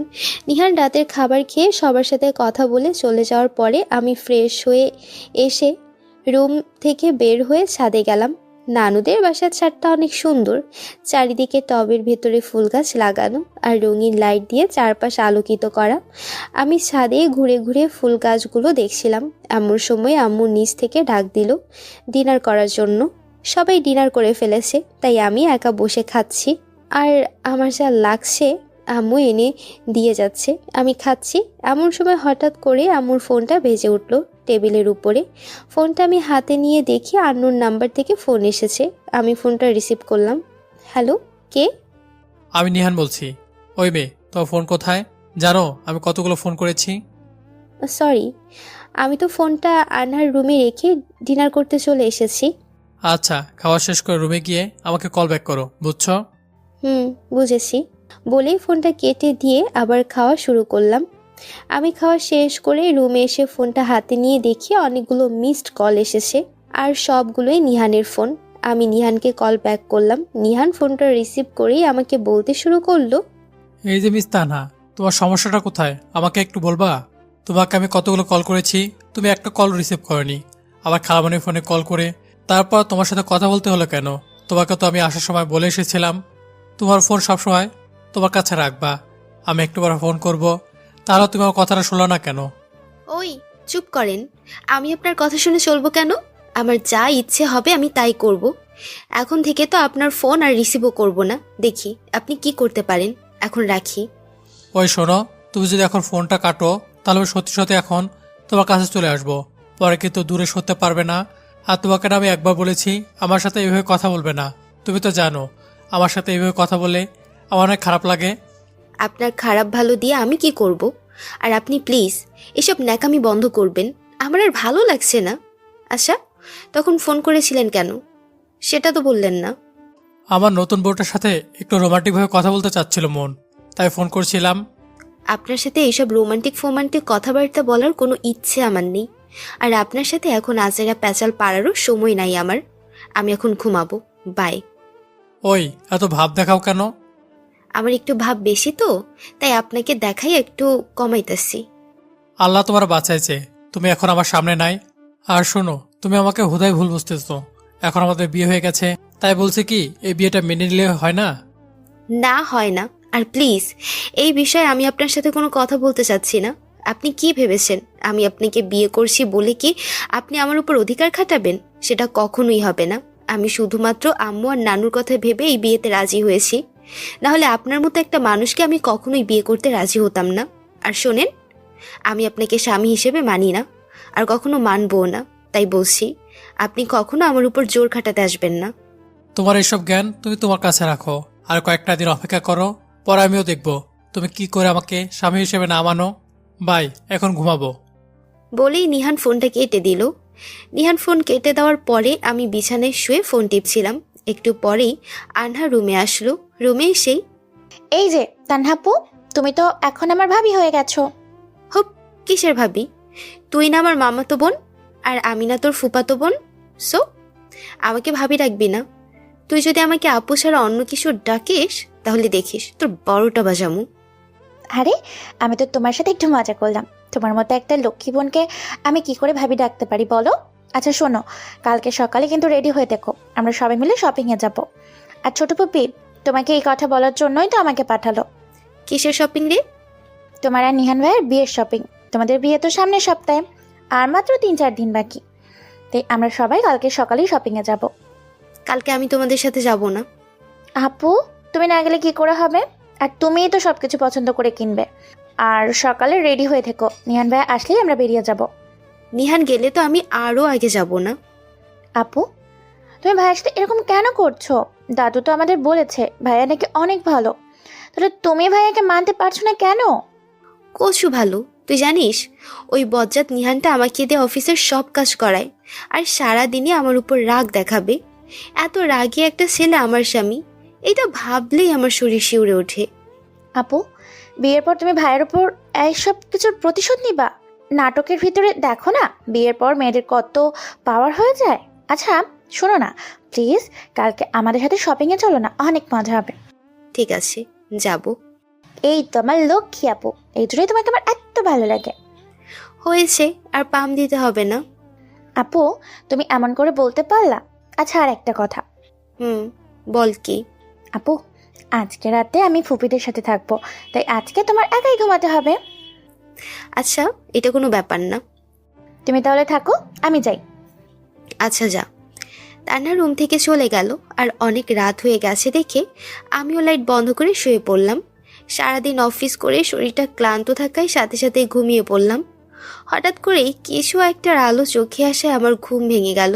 আমি চোখ খুলে তাকিয়ে দেখি জানালার কাছ থেকে লাইটের আলো আসছে, আর কেউ আস্তে আস্তে আমার নাম ধরে ডাকছে। আমি এইসব মনের ভুল ভেবে অন্যদিকে ঘুরে ঘুমানোর চেষ্টা করলাম। আনহার রুমটা দোতলায়, একদম এক কোণায়, আর দোতলার জানালা দিয়ে কেউ কিভাবে আসবে আমি সব ভাবছিলাম। হঠাৎ করেই কেউ জানালা দিয়ে রুমের ভেতরে প্রবেশ করলো। আমি তো ভয়ে একদম শিউরে উঠে বসে পড়লাম। ভয়ে চিৎকার দিতে যাব, এমন সময় কেউ একজন এসে আমার মুখ চেপে ধরে বলতে লাগলো, ওই প্লিজ চিৎকার করো না। গলার সুর শুনেই বুঝতে পারলাম যে এটা নিহান। নিহান এখন আমার মুখ চেপে ধরে আছে, তাই আমি কিছু বলতে পারছি না। অনেক কষ্টে আমার মুখের উপর থেকে নিহানের হাতটা সরালাম। আমার মুখের উপর থেকে নিহানের হাতটা সরিয়ে আমি বলতে শুরু করলাম, ওই এত রাত্রে আপনি এখানে কি করেন? আর আপনি দরজা রেখে এভাবে জানালা দিয়ে রুমে আসলেন কেন? এখানে আসার তো একটা কারণ আছেই, আর দরজা দিয়ে আসলে সবাই দেখে ফেলতো, তাই এখান দিয়ে লুকিয়ে এসেছি। তো এখানে আসার কারণটা কি শুনি? তোমাকে দেখতে অনেক ইচ্ছে হচ্ছিল, আর বাসায় একা একা ভালো লাগছিল না, তাই তোমার কাছে চলে আসলাম। আর আজকে আমাদের রেস্টি হয়েছে, তাই এইভাবে সবার চোখের আড়ালে হয়ে আসতে হলো। আমাকে দেখা শেষ হয়েছে? কেন? আমাকে দেখা শেষ হলে এবার আপনি যান, আমার অনেক ঘুম পাচ্ছে, আমি ঘুমাবো। আচ্ছা চলে যাচ্ছি। কথাটা বলেই নিহান আমার হাত ধরে টান দিয়ে আমাকে একদম ওর কাছে নিয়ে গেল। তারপর এক হাত দিয়ে আমাকে আলতো করে জড়িয়ে ধরে অন্য হাত দিয়ে আমার মাথাটা তুলে আমার কপালে একটা চুমু দিয়ে আবার জানালা দিয়ে বের হয়ে গেল। আমি রাগে গজগজ করতে করতে ঘুমিয়ে পড়লাম। সকাল সকাল ঘুম থেকে উঠে শপিংয়ে যাওয়ার জন্য বাধ্য হয়ে রেডি হতে হলো। অনেকক্ষণ ধরে রেডি হয়ে বসে আছি, কিন্তু নিহানের আসার নাম গন্ধও নাই। আরও অনেকক্ষণ পরে নিহান গাড়ি নিয়ে এলো। নিহান আসার সাথে সাথেই আমরা সবাই শপিংয়ের জন্য বেরিয়ে পড়লাম। শপিং মলে ঢুকে যে যার মতো শপিং করা শুরু করে দিল, আর আমি আম্মুর পাশে দাঁড়িয়েছিলাম সব সময়। নিহান আমাকে অনেক ইশারা করে ডেকেছে, কিন্তু আমি যাইনি। শপিং করতে করতে আমাদের দুপুর হয়ে গেল, তাই সবাই মিলে দুপুরে একটা রেস্টুরেন্টে লাঞ্চ করে তারপর বাসায় ফিরলাম। পরের দিন আমি নানু বাসা থেকে বের হয়ে সোজা অফিসে চলে গেলাম। আজকে আমি আম্মুর একটা শাড়ি পরে অফিসে যাচ্ছি, কারণ নানু বাসায় আসার সময় আমি আমার জন্য কোনো কাপড় চোপড় আনিনি। আজকে শাড়ি পরায় তান্নাকে অনেক সুন্দর লাগছে। অফিসের সবাই তান্নার দিকে তাকিয়ে আছে, আর তান্নার চেহারাতে তো এমনিতেই একটা মায়া আছে। আজ অফিসে এসে তান্নার ভেতরে এক অন্যরকম অনুভূতি কাজ করছে, কিন্তু কেন করছে তা জানে না। অফিসে গিয়ে তান্না কারোর সাথে কোনো কথা না বলে সোজা নিজের কেবিনে চলে গেল। তারপর টেবিলের ওপরে নিজের ব্যাগটা রেখে কাজে মন দিল। তান্না কাজ করছে, এমন সময় ওর কেবিনের টেলিফোনটা বেজে উঠল। তান্নার আর বুঝতে বাকি রইল না কে ফোন করেছে। অনেক বিরক্ত হয়ে তান্না ফোনটা রিসিভ করলো। জি স্যার, বলুন। মিস তানহা, আমার জন্য কফি বানিয়ে নিয়ে তাড়াতাড়ি আমার রুমে চলে আসুন তো। আমি আপনার জন্য কফি বানাতে পারবো না, আর আমি আপনার জন্য কফি বানাবোই বা কেন? আপনার কফি বানানোর জন্য অফিসে একজন আলাদা লোক রাখা আছে। এই যে মিস, ভুলে যাবেন না আপনি আমার পিএ। এই জন্য তো যত ভেজাল হয়েছে। আপনার বিয়ে হয়ে তো আমার জীবনটা শেষ হয়ে গেল। ওই, তুমি কিন্তু এখন বেশি কথা বলছো। বেশি কথা বলে আমার রাগ উঠাবে না বলে দিলাম। আর এত আজাইরা কথা না বলে আমার কফিটা তাড়াতাড়ি বানিয়ে নিয়ে আসো। আচ্ছা, আসছি। কথাটা বলেই আমি রাগ দেখিয়ে ফোনটা কেটে দিয়ে কফি বানাতে চলে গেলাম। তোমাকে জ্বালাতে আর রাগাতে আমার অনেক ভালো লাগে। তুমি যখন রাগ করে কথা বলো তখন তোমাকে একদম বাচ্চাদের মতো মনে হয়। আর 3 দিন পরে তুমি যখন আমার বউ হবা তখন তো আরও বেশি তোমাকে জ্বালাবো, মাঝে মাঝে আদরও করবো তোমার রাগ ভাঙানোর জন্য। একটু পরেই তান্না কফি বানিয়ে নিহানের কেবিনে এলো। তান্না সবসময় নিহানের কেবিনে নক করে আসে, কিন্তু আজকে রাগের মাথায় নক না করেই ডিরেক্ট ঢুকে পড়ল। স্যার, আপনার কফি। কথাটা বলে আমি কফির মগটা হাত বাড়িয়ে নিহান স্যারকে দিলাম। নিহান স্যার কফিটা হাতে নিয়ে একবার মুখে দিতেই সাথে সাথে কফির মগটা আমার দিকে এগিয়ে দিয়ে বলল, তুমি তো আমার একমাত্র বউ, তোমাকে রেখে কি আমি কিছু খেতে পারি? তুমি আগে টেস্ট করে দেখো, তারপর না হয় আমি খাবো। আচ্ছা। বলেই আমি নিহান স্যারের হাত থেকে কফির মগটা নিয়ে চুমুক দিলাম, আর সাথে সাথে যেটুকু মুখে ঢুকেছিল ওইটুকুও পড়ে গেল, কারণ কফিটা আমি অনেক তিতা বানিয়ে ফেলেছি। নিহান স্যারের ভয়ে আমি অসহায়ের মতো চেহারা করে স্যারের দিকে তাকিয়ে রইলাম। স্যার রাগে ফুসতে ফুসতে আমাকে বলল, কফি খাওয়ার মুডটা নষ্ট করে দিলে। বেশি বক বক আর হুদার ঝগড়া ছাড়া তুমি তো আর কিছুই পারো না। 3 দিন পর তোমার সাথে আমার বিয়ে, আর তুমি এইসব কবে শিখবা? আর তুমি যে ভাব দেখাও মনে হয় একদম লিজেন্ড মেয়ে। এখানে দাঁড়িয়ে আছো কেন? যাও, তোমার কেবিনে গিয়ে কাজ করো। স্যার, আমার ভুল হয়ে গেছে। বলেই আমি স্যারের কেবিন থেকে বের হয়ে সোজা আমার কেবিনে এসে মন খারাপ করে বসে বসে ভাবতে লাগলাম, নিহান আমাকে এইভাবে অপমান করতে পারলো। যতই হোক, আমি ওর নতুন বিয়ে করাবো, আমার সাথে কি একটু ভালোভাবে কথা বলা যেত না? পরশুদিন রাতে এবং কালকেও তো কত সুন্দর করে আমার সাথে কথা বলল। আমি তো ওর সাথে অনেক উল্টাপাল্টা কথা বলছি, তখন তো আমাকে কিছু বললো না। ও, এখন বুঝেছি, নিহানের সাথে উল্টাপাল্টা কথা বলার জন্য এখন অফিসে এসে আমার উপর প্রতিশোধ নিচ্ছে। দাঁড়াও চান্দু, আগে ভালো মতো তোমারে বিয়ে করে তোমার বউ হয়ে নিই, তারপরে দেখবা তোমার কি অবস্থা করি আমি। আমি বসে বসে আনমনে হয়ে এসব ভাবছিলাম। হঠাৎ আমার কেবিনে কেউ নক করায় আমি মাথা তুলে তাকিয়ে দেখি কাব্য দাঁড়িয়ে আছে। আমি কাব্যের দিকে তাকিয়ে মুচকি হাসি দিয়ে ওকে ভেতরে এসে বসতে বললাম, তুমি কালকে কোথায় ছিলে জানো? তোমাকে কত মিস করেছি আমি। আমি কেমন করে জানবো? এই যে তুমি এখন বলছো তাই জানলাম। আমিও না কালকে তোমাকে মিস করেছি, কিন্তু কি করব বলো, নানু বাসায় গিয়েছিলাম, তাই আর অফিসে আসা হয়নি। আমি একটু মন খারাপ করে কাব্যকে কথাটা বললাম, কারণ নানু বাসায় গিয়ে আমার জীবনটা পুরো বদলে গেছে। আরে এই জন্য মন খারাপ করেছো কেন? নানু বাসায় গিয়ে তো অনেক এনজয় করেছো, তাই না? এমন এনজয় আর কোনোদিন করি নাই। ভালো। নিহান তান্নার কেবিনের দিকে তাকিয়ে দেখে তান্না আর কাব্য হেসে সে কথা বলছে। এইটা দেখে তো নিহানের শরীর রাগে জ্বলতে শুরু করে দিল। তাই নিহান রাগান্বিত হয়ে তান্নাকে ফোন করলো। মিস তানহা, আপনি এখনই আমার কেবিনে আসুন তো। জি স্যার, আসছি। বলেই আমি ফোনটা কেটে দিয়ে কাব্যের দিকে তাকিয়ে বললাম, কাব্য, আমার একটু নিহান স্যারের কেবিনে যেতে হবে। স্যার আমাকে এক্ষুনি তার কেবিনে যেতে বলেছে। আমি তোমার সাথে কিছুক্ষণ পরে কথা বলি। আচ্ছা, যাও। কাব্যের থেকে বিদায় নিয়ে আমি আমার কেবিন থেকে বের হয়ে সোজা নিহান স্যারের কেবিনে চলে গেলাম। স্যারের কেবিনে ঢুকেই দেখি স্যার দরজার দিকে তাকিয়ে আছে, হয়তো আমার আসার অপেক্ষাই করছিল। আমি কেবিনে ঢোকার সাথে সাথে নিহান স্যার বলল, এই ফাইলগুলো একটু চেক করে দেখো তো ঠিক আছে কিনা। এই ফাইলগুলো না ওই দিন চেক করে সব ঠিক করে দিলাম। তোমাকে আমি যা বলছি তাই করো। জি স্যার। বলেই আমি ফাইলগুলো নিয়ে উল্টের দিকে ঘুরে যখন আমার কেবিনের দিকে পা বাড়াতে যাব, তখনই আবার নিহান স্যার পেছন থেকে ডাক দিয়ে বলল, ওই দাঁড়াও, তুমি কোথায় যাচ্ছ? আমার কেবিনে স্যার। আমি কি তোমাকে তোমার কেবিনে যেতে বলেছি? না স্যার। তাহলে তুমি যাচ্ছ কেন? এখন থেকে প্রতিদিন আমার সামনে বসে কাজ করবা, আর তোমার কেবিনে বসে কাব্যর সাথে খুব ভালো প্রেম জমে ফেলেছ। যেভাবে হেসে কথা বলছিলা মনে হয় অনেক দিনের সম্পর্ক, তাই না? আর এর জন্য মনে হয় তুমি আমাকে স্বামী হিসেবে মানতে পারছো না। আমি ঠিক বলছি না? জি না, আপনি একদমই ঠিক কথা বলেননি। আমি কাব্যের সাথে প্রেম করি না। কাব্য শুধুমাত্র আমার একটা ভালো ফ্রেন্ড, এর থেকে বেশি কিছু আমাদের মাঝে নেই। বুঝেছি। এখন তো তুমি এখানে বসে কাজ করবা, আর যার সাথে কথা বলার আছে তা আমার সামনে বলবা। আপনার সামনে বলবো কেন? আমাদের কি কোনো পার্সোনাল কথা থাকতে পারে না? আমি অফিসের বস, আর অফিসের ভিতরে যা কথা হবে সবকিছু জানার অধিকার আমার আছে। আর অফিসের ভিতরে তোমার কিসে পার্সোনাল কথা? এখানে কি চাকরি করতে আসছো নাকি পার্সোনাল কথা বলতে আসছো? সরি স্যার, আর এরকম ভুল হবে না। তোমাকে আমি আর এরকম ভুল করতে দিলে তো হয়েছে। এখন আর বেশি কথা না বলে যে কাজ দিছি ওইটা করো। করছি। বলেই আমি নিহান স্যারের সামনের একটা চেয়ার টেনে বসে ফাইলগুলো চেক করতে শুরু করে দিলাম। আমি এক মনে বসে আমার কাজ করছি। নিহান যে আমার দিকে তাকিয়ে আছে আমি খেয়ালই করি নাই। হঠাৎ কি মনে করে জানি ওর দিকে তাকালাম। তাকিয়ে দেখি ও আমার দিকে তাকিয়ে আছে। আমার তাকানো দেখে নিহান চোখ নামিয়ে নিল। তোমার শাড়ির আসলটা নিচে পড়ে গেছে, একটু ঠিক করে নাও তো। এইসব দেখলে নিজেকে কন্ট্রোল করতে কষ্ট হয়। নিহান মাথাটা নিচের দিকে করে তানহাকে কথাটা বলল। তানহা নিহানের দিকে বড় বড় চোখ করে তাকিয়ে আছে, আর রাগের কারণে অনেক বড় নিঃশ্বাস নিচ্ছে।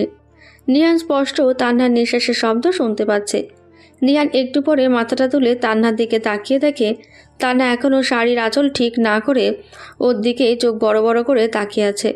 তানহাকে এইভাবে তাকিয়ে থাকতে দেখে নিহান বলল, শাড়ির আসল ঠিক না করে এবার তাকিয়ে আছো কেন? আমি ঠিক করতে পারবো না। যদি আমার শাড়ির আঁচলের জন্য কারোর কোনো সমস্যা হয় তাহলে এটা তার নিজস্ব ব্যাপার। কথাটা আমি রাগের মাথায় বলেছি নাকি কেন বলেছি এটাই বুঝলাম না, কিন্তু কথাটা বলার পরেই আমি বুঝতে পারলাম যে কথাটা বলা আমার একদমই ঠিক হয়নি।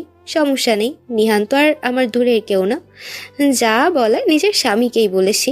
নিহানকে যে আমার ভালো লাগে না তেমন না, নিহানের রাগ বেশি, তাই নিহানকে আমার অনেক ভয় হয়। এইটা যদি আমার নিজস্ব ব্যাপার হয় তাহলে শাড়িটাও আমার নিজস্বভাবে ঠিক করে দেই। কথাটা বলেই নিহান নিজের চেয়ার থেকে উঠে গিয়ে নিজের কেবিনের দরজাটা বন্ধ করে দিয়ে আসলো। দরজাটা বন্ধ করে দিয়ে এসে তান্নার পাশে দাঁড়িয়ে তান্নার শাড়ির আঁচলটা ধরল। নিহান তান্নার শাড়ির আঁচল ধরতেই তান্না এক হাত দিয়ে নিহানের হাতটা ধরে ফেলল। নিহান তান্নার ওই হাতটা ধরে ওকে টান মেরে দাঁড় করিয়ে ফেলল।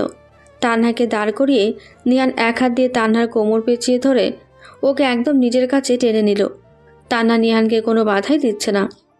নিহান তান্নাকে নিজের এতটাই কাছে নিয়ে আসছে যে নিহান তান্নার নিঃশ্বাসের শব্দ শুনতে পাচ্ছে। তান্না অনেক জোরে জোরে নিঃশ্বাস নিচ্ছে, যা নিহানকে তান্নার আরও কাছে টানছে। নিহান নিজের ঠোঁট দিয়ে তান্নার ঠোঁট জোড়া চেপে ধরল। ঠিক কতক্ষণ এইভাবে ধরেছিল আমি বলতে পারবো না, কারণ এইসব গল্পে বলা বারণ। হঠাৎ তান্না নিহানকে ধাক্কা দিয়ে নিজেকে ছাড়িয়ে নিয়ে বলতে শুরু করলো, কি হয়েছে? আপনি সব কি করছেন? এমনি আমি দিন দিন আপনার প্রতি দুর্বল হয়ে যাচ্ছি, আমাকে আর দুর্বল করবেন না। আর এইসব বিয়ের পরে করতে হয়। আপনি এখন থেকে আমার সাথে এইসব করা শুরু করে দিয়েছেন। বিয়ের আগে যদি আমাকে আর একটা কিস করেন তাহলে বিয়ের পরে আমি আপনাকে একটু আদরও করব না। যদি কিস না করি তাহলে কি বিয়ের পর অনেক আদর করবা? জানি না। কথাটা বলেই আমি লজ্জা পেয়ে নিহানের বুকে মুখ লুকালাম। নিহানকে জড়িয়ে ধরার সাথে সাথে অনুভব করলাম দুটি হাত আমাকে আরো শক্ত করে চেপে ধরল। আমিও আর একটু শক্ত করে নিহানকে জড়িয়ে ধরলাম। এই যে ম্যাম, এটা কি তো অফিস, এখানে এসে কেউ রোমান্স করে নাকি? আর এত শক্ত করে জড়িয়ে ধরলে তো আমি দম বন্ধ হয়ে মারা যাব। আরে পিঁপড়ার চাপে কি কখনো হাতি মরে? তেমনি আপনিও আমার চাপে মরবেন না, বুঝেছেন? হয়েছে, এখন কাজ করো। আজকে রাতে আবার আসবো নে, তখন দেখি কতক্ষণ জুড়ে থাকতে পারো। রাতে আসলেই আপনাকে জড়িয়ে ধরবে কে? বিয়ের আগে তো আপনি আর আমাকে খুঁজেই পাবেন না। দেখা যাবে, এখন তো কাজ করো। আচ্ছা বলি আমি নিহানকে ছেড়ে দিলাম। নিহানকে ছেড়ে দেওয়ার পর নিহান আমার শাড়ির আঁচলটা ঠিক করে দিল। নিহান যখন আমার শাড়ির আঁচল ঠিক করে দিচ্ছিল তখন আমার কেমন জানি লাগছিল। যাই হোক, এখন কাজে মনোযোগ দিই। কয়েকদিন পরে বিয়ে, তখন তো আবার কাজ করতে পারবো না। 2 দিন পরে আজকে আমার গায়ে হলুদ, তাই ফুল দিয়ে সাজানো একটা স্টেজে বসে আছি।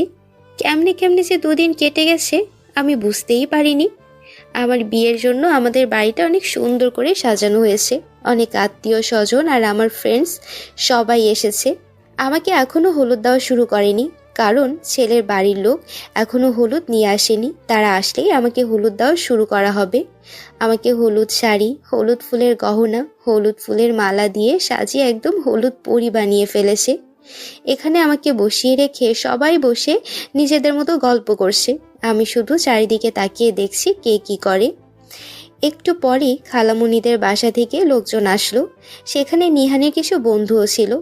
তারা আসার সাথে সাথেই আমাকে হলুদ দেওয়া শুরু করে দিল। অনেকক্ষণ ধরে বিভিন্ন নিয়ম কানুন মেনে হলুদ দেওয়া শেষ করলো। এত মানুষের ভিড়ে আমার অনেক নার্ভাস আর বিরক্ত লাগছিল। আমাকে হলুদ দেওয়া শেষ হলেই আমি রুমে চলে আসি। রুমে এসে ওয়াশরুমে চলে গেলাম ফ্রেশ হতে। ওয়াশরুম থেকে ফ্রেশ হয়ে এসে দেখি আমার ফ্রেন্ডস আর কাজিনরা আমার রুমে বসে হাতে মেহেদি লাগাচ্ছে। আমি তাদের সাথে কিছুক্ষণ আড্ডা দিয়ে ঘুমিয়ে পড়লাম, কারণ আমার শরীর অনেক ক্লান্ত ছিল। সকালবেলা আমুর হাতে ভাত খাচ্ছি আর ফোনে গেমস খেলছি। আমার বিয়ে উপলক্ষে বাইরে আত্মীয় স্বজনের সমাগমে মুখরিত হয়ে উঠেছে। যে যার মতো সাজগোজ নিয়ে ব্যস্ত আছে। পার্লার থেকে 2 জন বিউটিশিয়ান এসেছে, তারা আমাকে সাজাতে ব্যস্ত হয়ে গেল। কখন যে দুপুর হয়ে গেছে বলতেই পারবো না। কিছুক্ষণ আগে বর আসছে, তাই সবাই অনেক ব্যস্ত হয়ে গেছে। বাইরে গাড়ির শব্দ শুনতে পেয়ে আমার রুমে আমার যে বান্ধবী আর কাজিনরা ছিল ওরা সবাই চিৎকার চেঁচামেচি শুরু করে দিল। বর আসার আওয়াজ শুনতে পেয়ে ওরা সবাই বরকে বরণ করতে চলে গেল।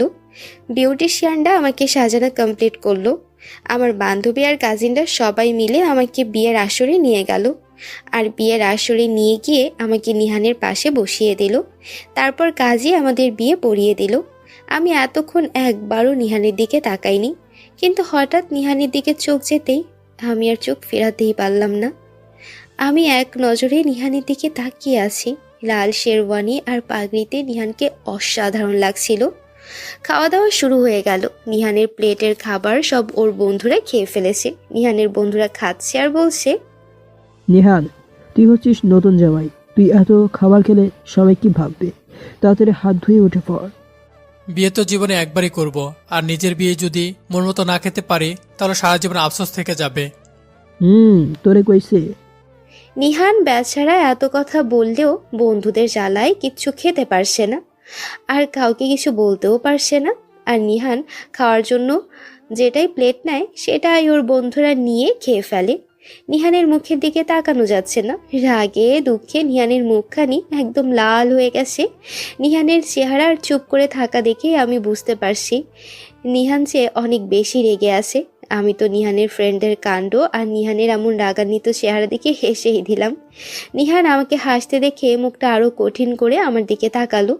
আমি ভয়ে নিহানের দিকে না তাকিয়ে ওরে আরও রাগানোর জন্য ওর ফ্রেন্ডদের বললাম, ভাইয়ারা আমার সুসা জামাইকে অল্প কিছু খাবার খেতে দেন না।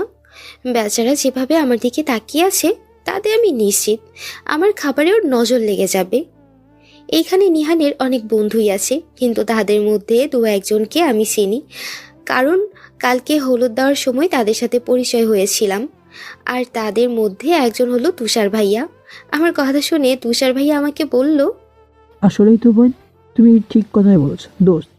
তুই চিন্তা করিস না, তুই হচ্ছিস আমাদের একমাত্র বন্ধু। তোকে কি আমরা না খাইয়ে রাখতে পারি? এই সজীব, নিহানকে ভালো করে খাবার দিত। তারপর সবাই মিলে নিহানকে এত খাবার দিল যে নিহানের প্লেট থেকে খাবার নিচে পড়ে যাচ্ছে। যাই হোক, খাওয়া শেষ করে সবাই কিছুক্ষণ বিশ্রাম নিল। বিকেল হয়ে গেছে, এখন আমাকে নিহানদের বাসায় নিয়ে যাওয়া হবে। আমি তো আম্মুকে জড়িয়ে ধরে কান্না করেই যাচ্ছি, আর আম্মু আমার সাথে কাঁদছে। আম্মু আমাকে বিভিন্ন রকম কথা বলে সান্ত্বনা দিয়ে যাচ্ছে, কিন্তু আমার আম্মুকে একা রেখে কিছুতেই যেতে ইচ্ছে করছে না।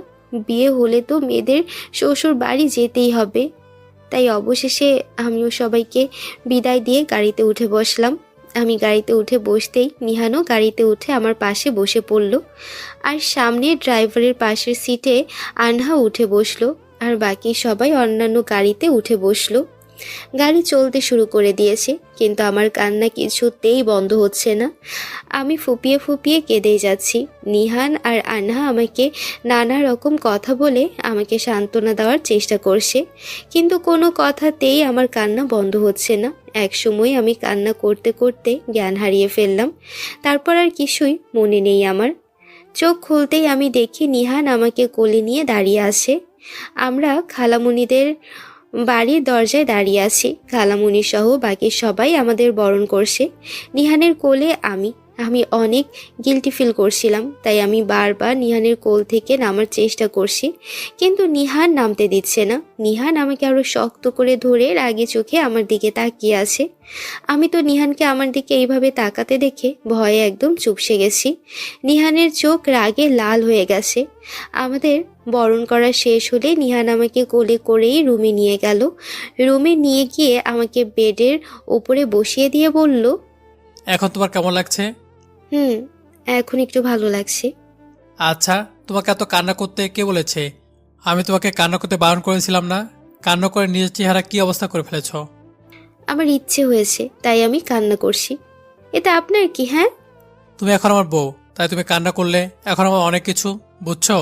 আর কখনো কান্না করবে না, মনে থাকবে? ওই, আমার যা ইচ্ছে হবে আমি তাই করব, আপনি বারণ করলেও করব। এখন থেকে তুমি আমার অনুমতি ছাড়া কিছু করতে পারলে কইরো। যদি করি তাহলে কি করবেন? সেটা না হয় সময় হলো দেখা যাবে। আমি কিছু বলতে যাব তার আগে খালামণি সহ আরো অনেকে রুমে এলো। খালামণি ও তারা রুমে আসায় নিহান রুম থেকে বের হয়ে গেল। সবার সাথে কথা বলতে বলতে অনেক রাত হয়ে গেছে, তাই আমি খালামণির সাথে ডিনার করতে চলে গেলাম। নিহানের রুমটা ফুল দিয়ে অনেক সুন্দর করে সাজানো। নিহানের বন্ধুরা সবাই মিলে রুমটা সাজিয়েছে। আমি ডিনার করে রুমে এসে খাটের উপরে বসে রইলাম। আমি রুমে আসার কিছুক্ষণ পরেই নিহান রুমে এলো। খালামণি আমাকে আগে থেকেই বলে রেখেছে নিহান রুমে আসলেই যেন আমি আগে ওকে সালাম করি, তারপরে অজু করে এসে যেন 2 রাকাত নফল নামাজ আদায় করি। খালামণির কথা মনে পড়তেই আমি খাট থেকে উঠে নিহানকে সালাম করলাম, কিন্তু নিহান ওর পায়ে সালাম করতে না দিয়ে আমাকে তুলে জড়িয়ে ধরলো। তারপর অজু করে এসে 2 রাকাত নফল নামাজ পড়লাম। নামাজ পড়া শেষ করে আমি খাটের উপরে বসলাম। নিহানও নামাজ পড়া শেষ করে টেবিলের উপর থেকে একজোড়া নূপুর নিয়ে আমার পায়ে পরিয়ে দিল। আমার ঘুম পাচ্ছে, আমি ঘুমাবো। আর একটা কথা, আপনি কিন্তু আমাকে একদম টাচ করবেন না, আমাকে কয়েকদিন সময় দিতে হবে। আচ্ছা, তুমি যতই না চাইবে ততই আমি তোমার কাছে যাব না, কিন্তু তুমি যদি আমার কাছে চলে আসো তখন কিন্তু আমি নিজেকে আটকে রাখতে পারবো না। আমি কখনোই আপনার কাছে যাব না। আচ্ছা, দেখা যাবে। কথাটা বলেই নিহান মাঝখানে কোলবালিশ দিয়ে শুয়ে পড়ল। আমিও আর কথা না বাড়িয়ে উল্টো দিকে ঘুরে ঘুমিয়ে পড়লাম। সকালে ঘুম থেকে উঠে দেখি নিহানের জায়গায় কোলবালিশ আর কোলবালিশের জায়গায় নিহান শুয়ে আমাকে জড়িয়ে ধরে ঘুমাচ্ছে। নিহানকে এই অবস্থায় দেখে তো আমার মারাত্মক রাগ উঠে গেল, তাই নিহানকে ধাক্কা দিয়ে আমার কাছ থেকে সরিয়ে আমি উঠে বসে পড়লাম। এই, আপনি আমার রুমে কি করেন? আম্মু, ওই আম্মু, কোথায় তুমি? কি হলো, এত সকালে মুরগি বাচ্চা মতো চিৎকার চেঁচামেচি করছো কেন? কি? আমি মুরগির বাচ্চা?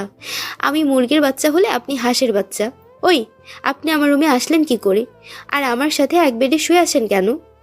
হায় আল্লাহ, এই সকাল সকাল তুমি কি আমার বউকে পাগল করে দিলা নাকি? আচ্ছা, তুমি চারিদিকে ভালো করে তাকিয়ে দেখো তো, এটা তোমার রুম নাকি আমার রুম?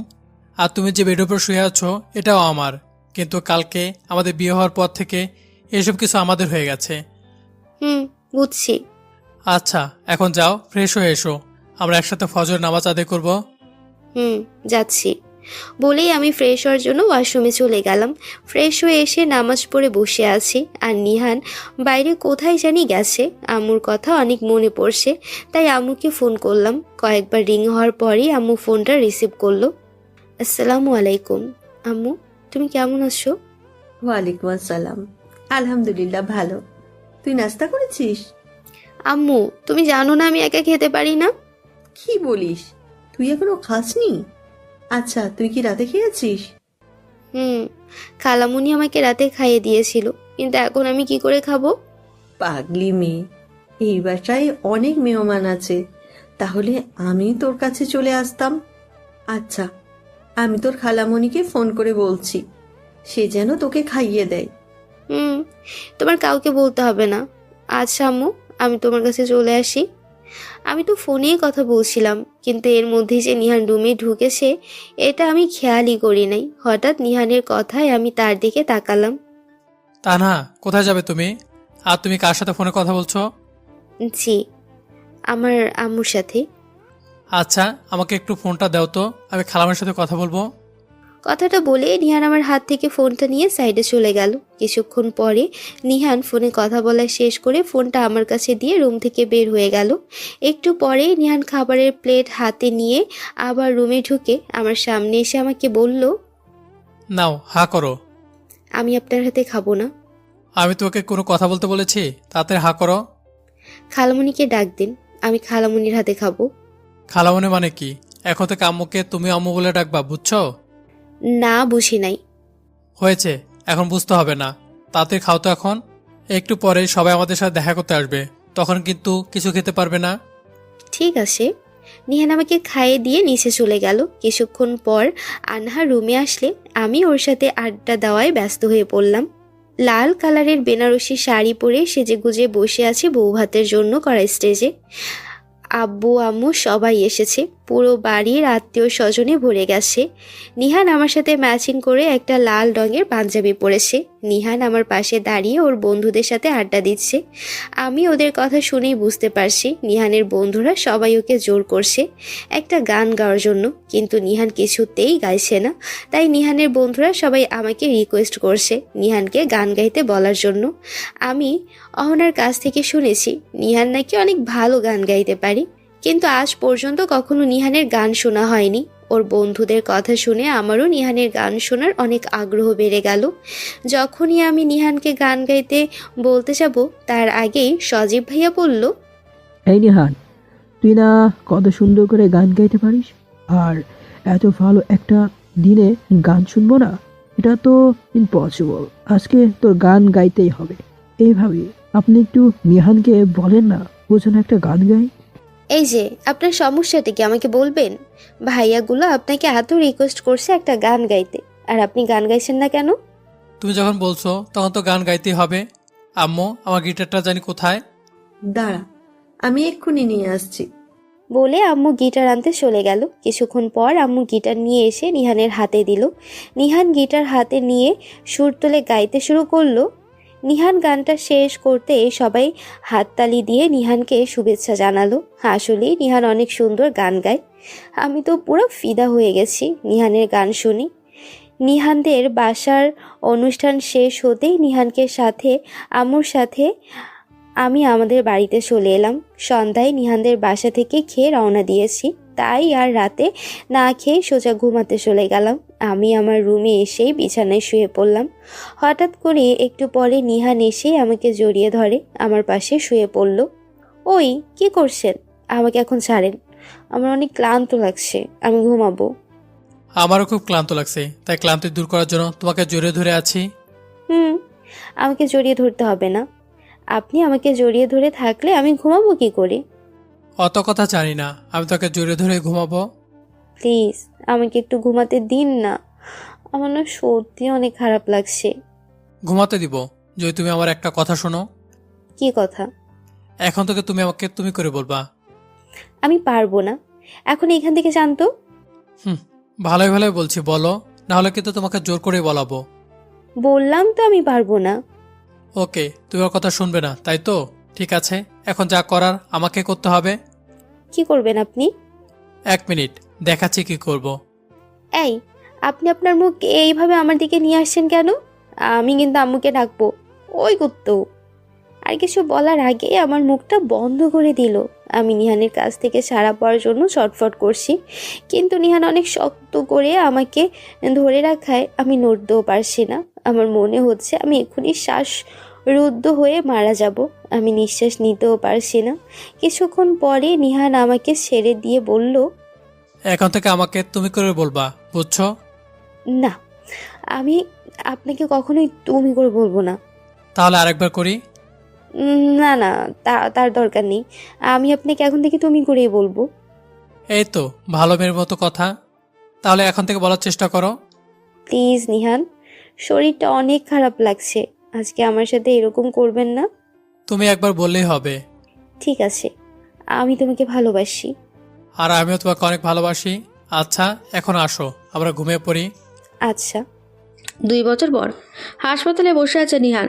কিছুক্ষণ আগে তান্নাকে নিয়ে হাসপাতালে এসেছে সে। হ্যাঁ, তান্না মা হতে যাচ্ছে। এই 2 বছরে খুশিতে ভরিয়ে দিয়েছে তান্নার জীবনটাকে নিহান। আজ নিহানের ভুলের জন্য তান্না মৃত্যুর সাথে লড়াই করছে। নিহানকে ডাক্তার বলেছে, মা সন্তান দুজনকেই বাঁচানো অনেক কষ্টকর। আল্লাহর কাছে দোয়া করেন, তিনি একমাত্র বাঁচাতে পারবেন। আমরা তো শুধুমাত্র ওছিলা। নিহান হাসপাতালে নামাজ পড়ার জায়গায় অজু করে নামাজ পড়ে আল্লাহর দরবারে হাত তুলছে। আল্লাহ, আমি তোমার এক অসহায় বান্দা, আমার স্ত্রী আর সন্তানের জন্য তোমার দরবারে হাত তুলেছি। ডাক্তার বলেছে আমার বাচ্চাটাকে আর তানহাকে বাঁচানো কষ্টকর। আল্লাহ, তুমি তো সব পারো, তাহলে তোমার এই অসহায় বান্দার দোয়াটা কবুল করে নাও। আল্লাহ, তানহাই তো আমার বেঁচে থাকার একমাত্র অবলম্বন। ওর কিছু হয়ে গেলে আমি কি নিয়ে বাঁচবো? আমি যে একদম একা হয়ে যাব। আল্লাহ, আল্লাহ, তোমার কাছে তোমার এক গুনাহগার বান্দা হাত তুলেছে তার 2টা কলিজার টুকরার জন্য, তুমি আমাকে ফিরিয়ে দাও আল্লাহ। এমন সময় একজন নার্স এসে নিহানকে ডাকলো। আপনি কি নিহান? বলেন। স্যার আপনাকে ডাকছে। চলুন। নিহান নার্সের পেছনে পেছনে ডাক্তারের কেবিনে ঢুকলো। ডাক্তার আমাকে ডেকেছেন? নিহান ভেতরে এসো। আমার তানহা আর আমার বেবি কেমন আছে? আজকে আমার তানহার এই অবস্থা আমার জন্য, ওদের কিছু হলে আমি মরে যাবো ডাক্তার। আজকে সকালবেলা আমার তানহা আমাকে অনেক ডেকেছিল, কিন্তু আমি সারা রাত ঘুমাইনি বলে সকালে গভীর ঘুমেছিলাম, রুমে পানি ছিল না, তাই আমার তানহা আমাকে ডেকেছিল, কিন্তু আমি টের পাইনি।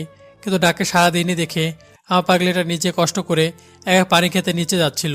সিঁড়ি নামার সময় পা পিছলে পড়ে যায় আমার তানহা। সবকিছু আমার জন্য হয়েছে ডাক্তার। অনেক জোরে কান্না করতে করতে নিহান কথাগুলি বলল ডাক্তারকে। ডাক্তার নিহানকে সান্ত্বনা দিতে থাকলো। কিছুক্ষণ পরে একজন নার্স এসে ডাক্তারকে ডেকে নিয়ে চলে গেল। আর এইদিকে নিহান অতীতের কথাগুলো মনে করে পাগলের মতো কাঁদতে লাগলো। তার বারবার মনে পড়ছে গাড়িতে তার বুকে মাথা রেখে তানহার বলা শেষ কথাগুলো। হাসপাতালে নিয়ে আসার সময় ব্যথায় কাতর হয়ে নিহানের বুকে মাথা রেখে তান্হা বলেছিল, তুমি কিন্তু নিজের খেয়াল রাখবা। আর শোনো, আজকে যদি আমার কিছু হয়ে যায় তাহলে কিন্তু তুমি একদম ভেঙে পড়বে না। সব সময় ভাববে আমি তোমার পাশেই আছি। আর একটা সুন্দর মেয়েকে দেখে বিয়ে করে নিবা, তারপরে তুমি নিজেকে কষ্ট দিবা না। আর এইটাই আমাকে ওয়াদা করো। নিহান, সত্যি তুমি অনেক ভালো একজন মানুষ। আমি প্রথম তোমাকে অনেক কষ্ট দিয়েছি, পারলে আমাকে ক্ষমা করে দিও। নিহান, তোমাকে আমি অনেক ভালোবাসি। আমার সব সময় তোমার ভালোবাসার সাগরে ডুব দিয়ে তোমার ভালোবাসাময় হয়ে থাকতে ইচ্ছে করে, কিন্তু আজকের পর থেকে হয়তো আর তোমার ভালোবাসা পাবো না। আচ্ছা, আজকে যদি আমি তোমার কাছ থেকে চলে যাই তাহলে প্লিজ আমাকে ক্ষমা করে দিও। তানহার কথাগুলো শুনে নিহান আরও শক্ত করে নিজের সাথে জড়িয়ে ধরে রেখেছিল তানহাকে। অনেকক্ষণ হয়ে গেল, কিন্তু এখনও কোনো ডাক্তার বেরিয়ে আসছে না। নিহান ওটির সামনে বারবার পায়চারি করছে। নিহানের ভেতরে অনেক অস্থিরতা কাজ করছে। তাহলে কি তানহাকে বাঁচাতে পারবে না তারা? আল্লাহ, তাহলে কি তুমি আমাকে একা করে দিবে? এখন কি নিয়ে বাঁচবো আমি? তানহাই তো আমার বাঁচার একমাত্র অবলম্বন ছিল। তানহাকে ছাড়া তো আমি একদম অচল হয়ে যাব। না, আমার তানহার কিছু হতে পারে না। নিহান এইসব ভাবছে আর হাউমাউ করে কান্না করছে। তান্নার আম্মু, নিহানের আম্মু আরও অনেকজনই নিহানকে সান্ত্বনা দিচ্ছে যে তান্নার কিচ্ছু হবে না। ঠিক এমন সময় ওটি থেকে ডাক্তার বের হলো। নিহান ডাক্তারকে বের হতে দেখে দৌড়ে ডাক্তারের কাছে গিয়ে, ডাক্তার, আমার তানহা কেমন আছে? মিস্টার নিহান, শান্ত হন।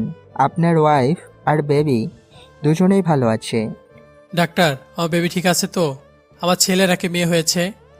আপনার রাজকন্যার মতো একটা মেয়ে হয়েছে। আচ্ছা, আমি কি তানহার সাথে একটু দেখা করতে পারি?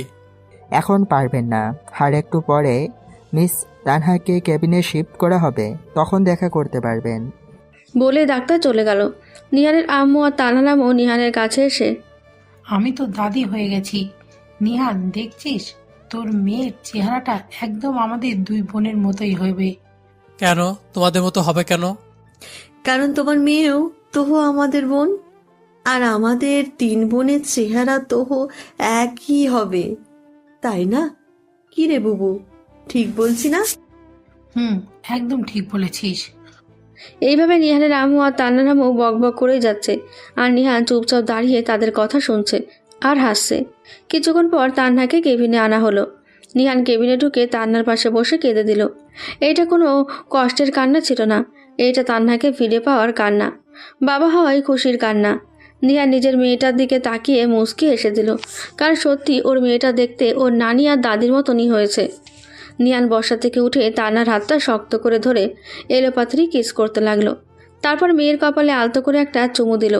তান্না নিহানের দিকে তাকিয়ে বলল, বাবু, এই দেখো তোমার মেয়েটা কত কিউট হয়েছে, একদম তোমার মতো কিউট হয়েছে। নিহান তান্নার কথা শুনে হেসে দিল। তান্না নিহানের হাতটা শক্ত করে ধরে একটা চুমু দিয়ে বলল, ওই, এখন আমি বাবা হয়েছি, আজকের পর আমাকে বাবু বলে ডাকবে না, বুঝছো? নিহান, তোমাকে একটা কথা বলি। আচ্ছা বলো। তুমি না বলেছিলে তুমি সারা জীবন আমাকে আগলে রাখবে, তোমার কাছ থেকে একটু দূরে যেতে দিবে না? তুমি সত্যিই তোমার কথা রেখেছো। এখন থেকে আমি তোমার হয়েই থাকতে চাই সারা জীবন, তোমার ভালোবাসায় মেতে থাকতে চাই। এখন থেকে আমি আর আমার মেয়ে মিলে তোমাকে শায়েস্তা করব। দেখি এইবার কিভাবে আমাদের সাথে রাগ দেখাও। দেখা যাবে। বলে